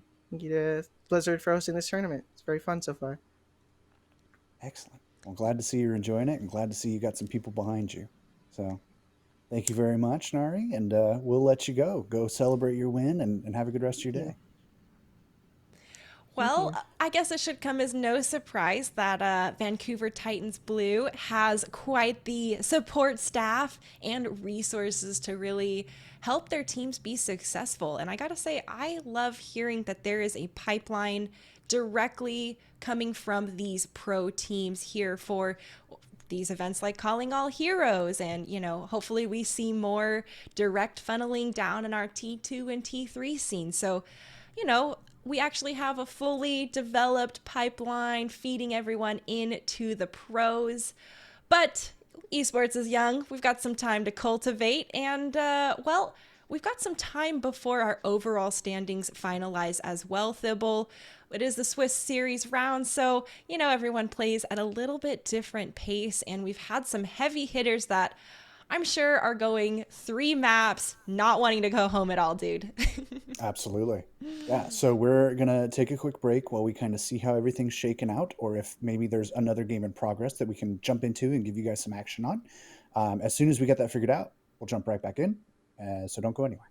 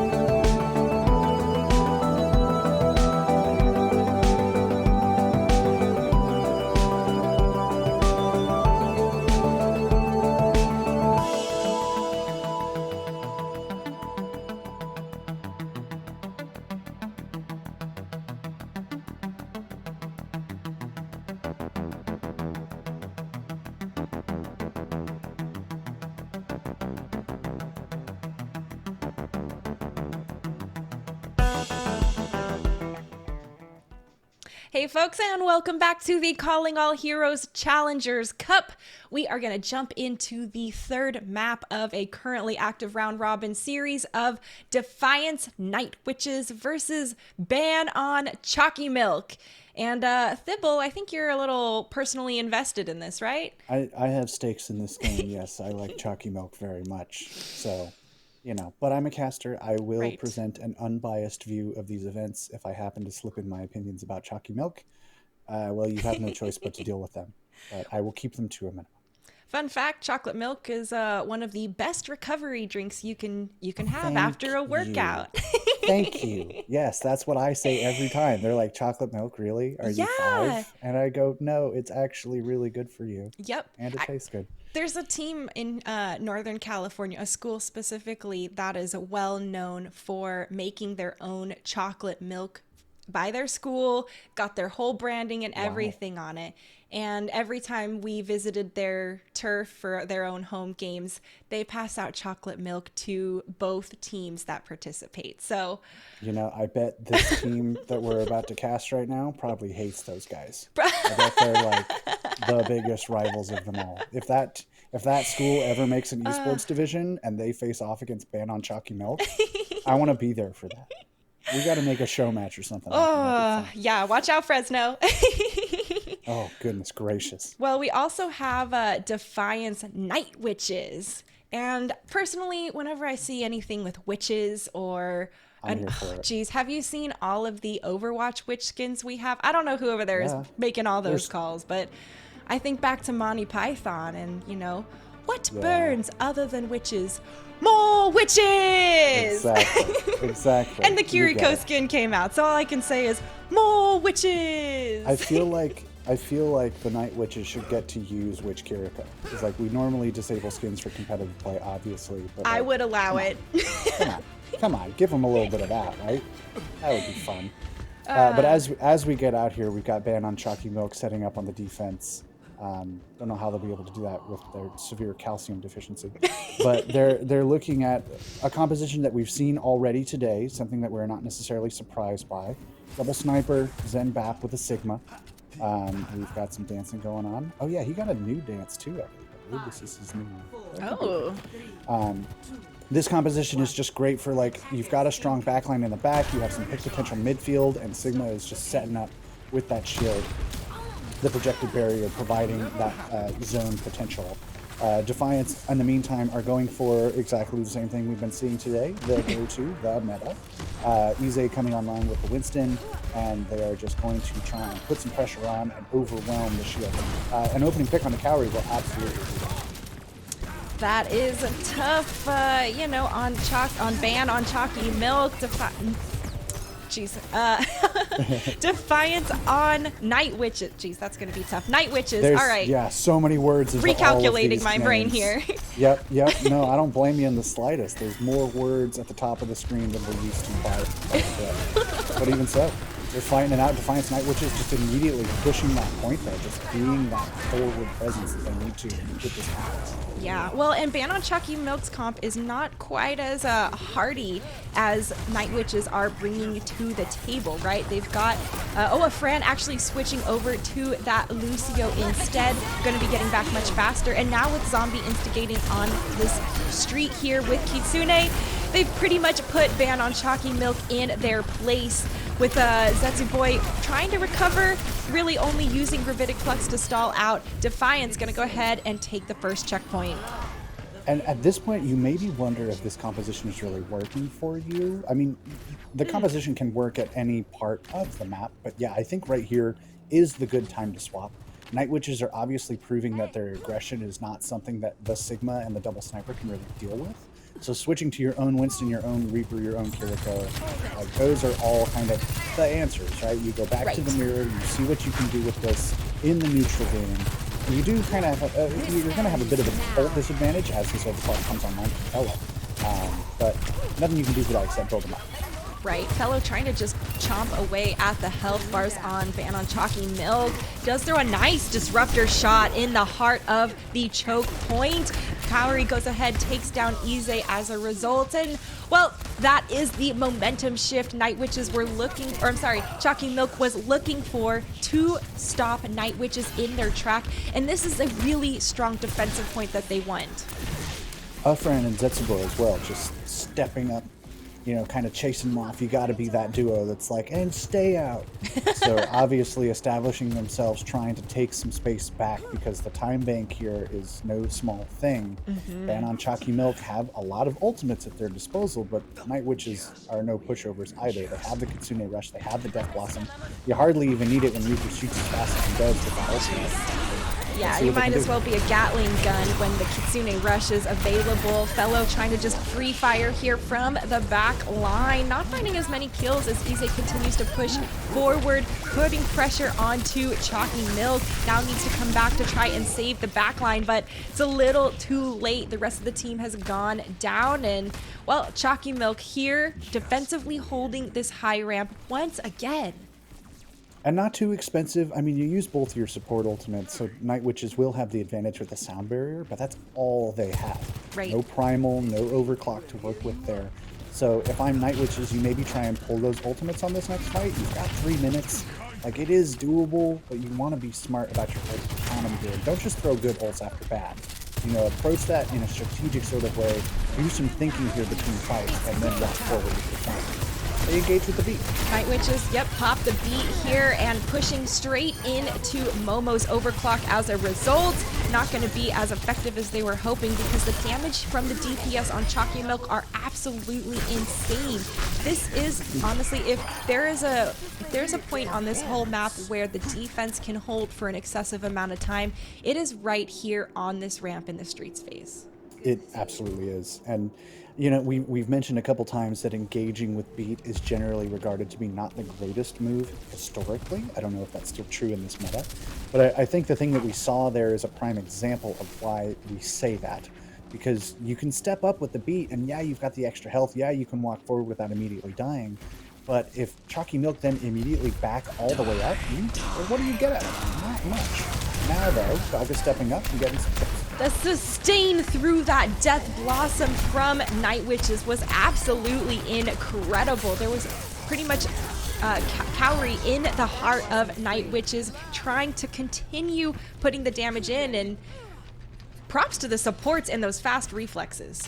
I was going to say, yeah, if I had to throw $1 towards whoever was probably responsible for that fight being successful for Night Witches, it'd probably be Zombie that gets that $1. I imagine Isuzu was a pretty important part of making that fight work. Because if that Death Blossom comes in and gets even 1 kill, who pushes it? So for it to get nothing, like you said, props to the support line there, because that is giving Night Witches their chance in this map right now. Still more pressure here from Fellow to try and make or break the team for them. Fran does get the kill, and Cowrie goes ahead to join them in the feed. Regardless of all of the ultimates used in this fight, Ban on Chalky Milk still coming out ahead in the kill feed, and they've shaved off so much time. There's now only 47 seconds left on the clock. Yeah, not a ton of time to work with, not a ton of tools in the toolbox for Defiance, and suddenly this time bank that they had has been whittled and whittled and whittled. Like you said, this point on the map is the most defensible by probably a good bit, but Cowrie with that opening pick again. 30 seconds on the clock. So And they're much going to push time. the issue. Of course they're going to chase, because if you can get a stagger that late, it's even more time or maybe a disadvantage for Night Witches when they try and engage here again, right? They're going to be able to touch for the overtime, assuming no one gets booped away. I don't want to prophesize any other options. So far, Ize jumps on the point here with that Winston bubble, trying to continue making space. Momo takes down Luna as a result, and well, it's time for some hero plays. Can the DPS clutch it out? Well, looks like Chalky Milk's DPS can. Momo pops one after another with the overclock, and as a result, Ban on Chalky Milk holding the defense before this second checkpoint. Absolute heartbreaker too, because you maybe heard me call out keep an eye on Luna. He was he started that fight with 92%, right? You immediately walk up, and she's just trying to build it, and she finally gets it halfway through that fight and gets Ajaxed. So, I mean, that sound barrier coming through could have been the difference that got them through that fight. And just, I think, obviously, Ban on Chalky Milk were probably aware of that win condition, aware that that was maybe the only ultimate Defiance Night Witches had online, and just focus the Lucio, right? Like, that's the logical solution to that problem. And it was literally a matter of milliseconds. You know, it was a game of inches to decide whether or not that sound barrier got out and potentially change the course of that entire thing. So now, we are back to the position that we've been in a couple times today. The line in the sand has been drawn. 83.34 meters. Most of the way through streets, you know, a respectable push overall. Not as much, perhaps, as they would have liked, but a chance. A place to hold. And for Ban on Chalky Milk, the point you need to pass to win this series. It's match point. Whichever team wants to actually take this win and give themselves that final boost for their overall scores moving into the top 16 need to stand tall and do it now here on Circuit Royale. It's the last round of Swiss round styles, and well, pushing into pushing into Night Witches could be difficult, right? We saw, well, I like that they've actually already backed up a little bit more. They want to wait and force out those resources early in the fight, get some disruptor shots, and with an early kill and a lot of exchanges actually, Ban on Chalky Milk are going to have the player advantage, but it's still a lot. Oh my gosh, Thibble, this is a sloppy fight as far as who's getting picked left and right, back and forth. Yeah, I mean, we were talking about, like, do teams want to hold at this first corner, or do they want to back up and give up resources and things like that? There's maybe some dissonance here or there, fight to fight, on where exactly you want to go or how exactly you want to handle it. And I think both teams maybe made some slight errors that allowed for those trades and that sloppiness and for that fight to kind of default to where it did. Even so, Night Witches look to be recovering quickly, immediately setting up in this corner. No confusion there about how they want to set that up. Doggy's going for a bit of a flank, applying some pressure, but Momo already coming out of easy. A lot of abilities already forced out, and this is going to be a scrappy fight now. As a result, everyone is essentially killable and waiting for the right opportunity to try and capitalize. We see that there is doggies with the Death Blossom here online, and really it's a matter of time of when they want to pop it. Are they looking? No! Just gonna jump in the heart of Chalky Milk, take my 4K, and well, reset la-dee-da. Can someone induce vomiting on doggies? Because chocolate is not good for them. We gotta, can someone get on that? Can someone call them, please? Sorry, folks, I had to sneak that one in there. So some ultimates coming online for Night Witches as they establish their hold off of that Death Blossom. They did also use the Kitsune Rush, but Momo starting right out with the overclock and immediately getting the pick onto her counterpart. Yeah, and with Fellow taking out early in this fight, that means there's no overclock online for Night Witches either. Doesn't look like it's going to matter because Ize is all over that back line, putting the pressure onto Momo as a result, and the amount of space that they created to continue allowing Night Witches to defend this first point was incredible. Right, yeah. I mean, we were talking about Achilles earlier. I feel him in this Chili's tonight. You know, the fuller hold is still very much on the table, even if, frankly, if Ban on Chalky Milk give up the next couple fights or give up the next point. Or rather, can manage to capture the first point. Sorry, I'm getting my side spot. They have some ultimates online. They have the capacity to do so. The Kitsune from open with the Death Blossom calories could do quite a bit. But I think they're content to kind of draw ult. Never mind, I absolutely tell a lie. That's all they're cute. Yeah, and well, in the thick of all the confusion and mayhem, it is all Ban on Chalky Milk, continuing to put the pressure and berate Night Witches. They got all the kills they needed to finally grab that first checkpoint, but that was a lot of time burned off the clock. Right, and look at Zetsubo immediately just like stepping all the way forward, right? All of this space is now available to his team to reposition, to reestablish themselves, and I think that's a very strong presence of mind from her to immediately be like, guys, I'm gonna be up here. I'm just gonna look big and scary. I need you guys to set up exactly where you want. Get this cart moving. Let's figure out how we want to fight this. So strong call, I would say, from Zetsubo and for the rest of Ban on Chalky Milk, because they don't have a lot to work with as Kaori also goes down. Primal does come out from Zetsubo. Well, yeah, even with the use of the Primal, they do manage to take down Zombie here in the thick of the game. And, well, another kill, is it? There it is, right there on to Doggies. Does actually result from Momo, but it's all about the teamwork. Chalky Milk continuing to be aggressive and push forward, as now the members of Night Witches still are outnumbered. Looking a little dire. Ize's going to have the Primal Rage coming back online. Zombie's going to have the Kitsune Rush, but they need to not get staggered. Yeah, dude, you got to go. You absolutely need to leave. There's not a lot of space. There are 2 minutes on the clock. You have one shot. And if you see 9, you got to PayPal me $10. Okay.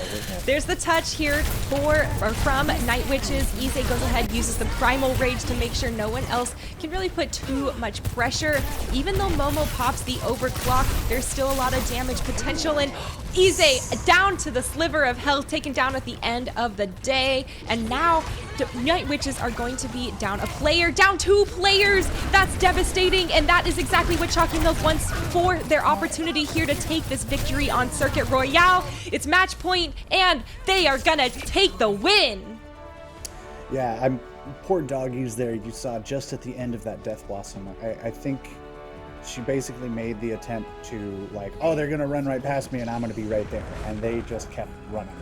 I mean, they do have this Death Blossom to take home with them, which excellent stuff. But I mean, that was just a tough fight from the beginning, right? That was an uphill battle in the extreme. You didn't have a lot of time to work with. You had to maintain such a stout defense, much like the last game that we saw. It's just one of those where you kind of needed to be pretty close to perfect, and there was just one moment that kind of busted that all open. So a good effort from them, but even so. And a really nice defensive effort from Ban on Chalky Milk as well, you know, coming through to really stall right there before the second checkpoint. And that's just one of those it's like being stalled just before the second checkpoint on King's Row, with how the stalls favor the defense and how much easier it is to free fire on them trying to walk up that longer alleyway, right? If the offenses establish themselves, they push forward to take that space like we saw from Zetsubo for a reason. And, well, at the end of the day, the ban on Chalky Milk is a go. Sorry, Thibble. I'll get my revenge. Don't worry. Yeah, I mean, dang. It was a close game all the way through. I think both of them put forth an excellent showing. Really showed what they were capable of in those last minutes, right? We had some great plays on either side. just some fantastic sets, some clear communication coming through, like strategy on both sides, showing that they each had a plan of how they wanted to do things. Hmm. But at the end of the day, the odds of drawing on Escort are infinitesimal. Right. So, It's uh, man, I would love that. I would love that so much. But let's be real, it's not gonna happen. One day. yours truly has done it, and it was definitely a C9 when it happened for the checkpoint. I So love that. that's I that's the absolutely equation love that that. typically unfolds if that's the Hmm. case. Yeah, absolutely. Even so, much the same as we have been flowing through today, we are going to see about getting an interview ready for you guys. If we can, we will get that to you as soon as we can. Otherwise, we will come back to review the final standings for the day and talk about tomorrow. Be right back. Maybe. Maybe. Oh, Ah, just kidding, sorry. folks. We've been mic checking with the interviewer. Production has been busy, so we just get to stand here and stare at you for a second. Not a big deal. We are ready to go with our interview. In fact, so actually, let's just get that one going. Sorry about that. And hello there to Cowrie. How are you doing today? Hello. Hey, thanks for Yeah. joining us and congratulations on your win. Sorry. Yeah. Sorry, we're Holy throwing you to shit. the wolves real fast. Yeah, Sorry. Oh my god. Yeah, I'm a little frazzled. That was a close game, for sure. I was understandable. very, Yeah. very a lot of yelling. That's for certain. For certain. Um, Take us on the um, journey of kind of like what you guys went through for all three of those maps, because unfortunately us and the audience didn't get to jump in until your very last round there on Circuit Royale. But tell us about kind of how the evolution of the whole series unfolded up until you guys take the win. so yeah, we had a very close map that went to 2-1 on Oasis. We lost the first map and then won the next two. So we were a little frazzled going into that, and then the next map on Kings Row went to a 5-6 final score. Whoa. We Oh pushed it almost all man. the way twice, both teams. So it was very interesting. Yeah. I just remember we lost Kings Row, and then obviously you guys went on the journey with us through Circuit Royale. Yeah.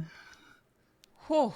Well, you guys definitely had a lot of back and forth, and I want to definitely call out that you guys had fantastic defense right there before the second checkpoint of Circuit Royale. What was kind of the mentality and thoughts, or like how did you guys really bring that together? Because you stalled there for what was it, maybe 3-ish minutes, Thibble? Closer to 4. Closer to Yeah. 4. Um, Jeez. So we identified some of the weaknesses in their team. Obviously, I'm not going to do that because that would be rude to the other team. But we were like, Mhm. okay, when they use these set of cooldowns, we blow this person up. And that was basically, and then it turned into screaming target calling as Got per it. usual. Um, that was, I think all of my team's voices are going to be fried. Oh my God. It's going to Hey, be rough. go drink a honey lemon, plenty of I, water. I, I I think you believe guys will I'm be actually fine going on to go that. drink some chalky milk. Ooh, Oh. And my hang on. team tried to ban my chalky milk addiction. That's why the team name is Ban on Chalky Milk. Okay, it's because we Mm. have a secret chalky milk stan. I'm so glad we got Yeah, to figure that out. because I assumed you one all hated it. no. Good to know. It's my team. So basically they don't hate it either. It's just they hate what it does to my comms. I just start yelling and screaming the entire scrim block, and they Because they it's a can't get me superior in beverage that gives control. you the strength. Yeah, Exactly. For Yep. I get sure. it. New gamer fuel in the house. Yeah, Chalky milk. Let's go. yeah. That's gonna be G Yeah, Fuel's next yeah. deal. Is we do chocolate milk now. Yeah. Cool. Okay. I mean, I don't think we'll keep you too much longer. You've had a long day of games and everything. Obviously, your voices are all shot and you need some delicious fortifying chocolate milk, which is the Exactly. right call to make. But before we let you go, is there anyone in particular you'd like to shout out or any message you'd like to send to the fans out there as we approach the end of the day? Um, well, I want to say a big shout out to my team. We kind of like put a lot of last second prep in. along with I've been scrimming like 6 hours a night with 2 teams I'm on for Valorant and for Overwatch. So Wow. it's been really stressful, but the team has been very flexible, and I appreciate that they go through all that effort to make sure that my schedule can fit with theirs. So big ups to them. And then also, uh, you know, I've always wanted to have one of these interviews, So, and ever since I was like 14, I've been grinding Oh. games competitively, and then I saw Overwatch League get announced. I was like, I want to be on a big channel one day. So don't give up. You'll get there one day. You'll get your interview. You'll get your time in the spotlight if you keep working on it. So, yeah, thank you for having me. Yeah, Well, you absolutely got that. absolutely, yeah. Let's hope this is the first of many, right? Oh, yeah. Yeah, And I got a feeling. congratulations on your goal actually coming to fruition. Yeah, That's doesn't always happen for us. yeah, bravo. All right, well, we'll leave you to it. Go enjoy your victory. Go have a big old glass of chalky milk, and think of me. I don't know, because I like it too. That's all I'm saying. Yeah, yeah, and then yeah, thank you very much, Carrie. Yeah, have a glass and think of me, eh? Nice Yeah, nibble. the other chocolate milk fan. That's all I'm saying. I also like chocolate milk. I'm the only person here stepping up for chocolate milk. You know I what? find that I have a kindred spirit for once in my life. Sorry.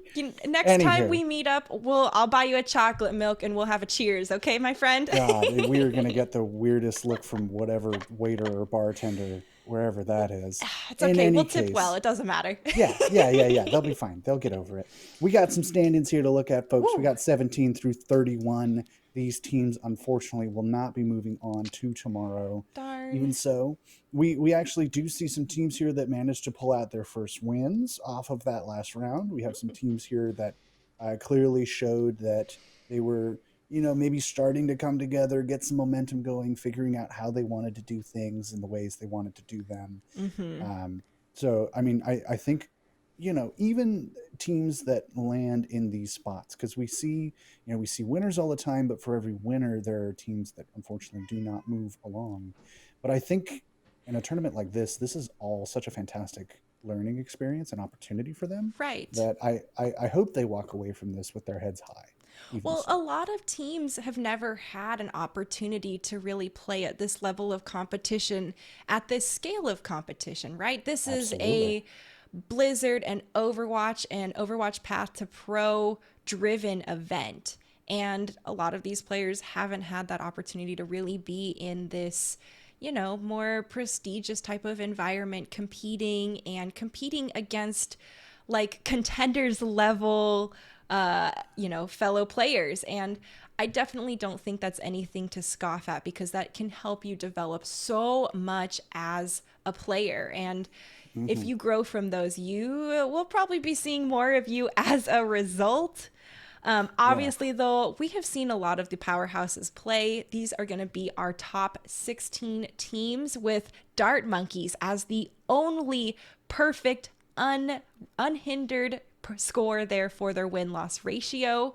We saw Timeless Ethereal earlier, and we just saw Ban on Chalky Milk. So, couple more powerhouses making their name here, and man, it is going to be a tough run for these teams tomorrow going up against each other because quite a few of these are very strong. Insanely strong teams. Yeah, I mean, no kidding about there being a lot of competition at the top, right? Mm-hmm. Most of the top 11 teams are all 4-2. Like, I Oh, think that wow, you're really right. speaks forward to minimum, right? That speaks, I think, to their dominance, certainly, but also the level of competition that I think we're going to see.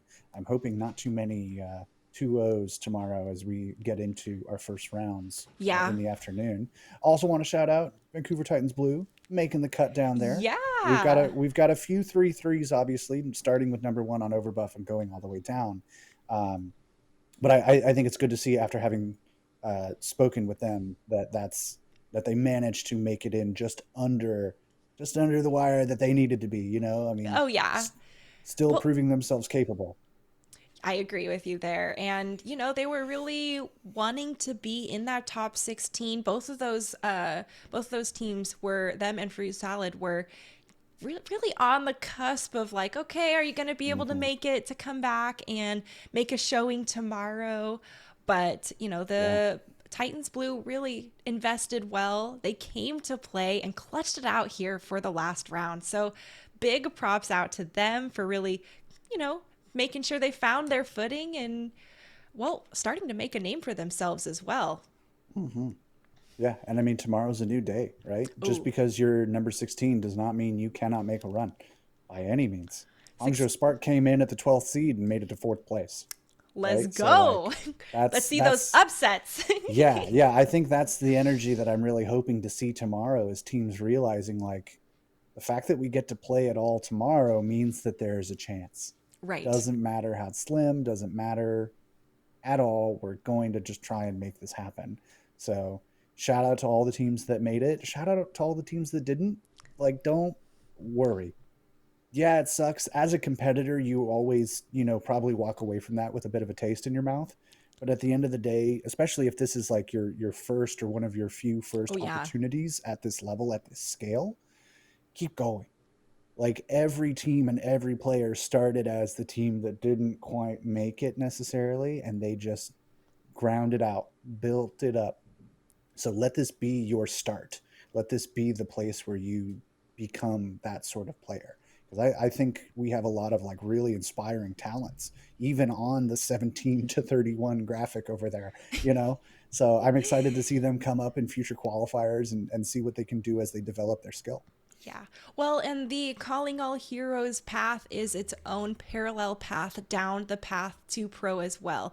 So I suspect that we will see a lot of these players returning from across all the teams as, they continue to grow and us as an Overwatch community continue to expand how often we include all the marginalized genders and how often we make it become more regular, right? Where it's no Mm-hmm. longer special, it's the norm that we're always all together and it's all equal all the time. And, Yeah. peace and brotherly love, let's go world peace all around.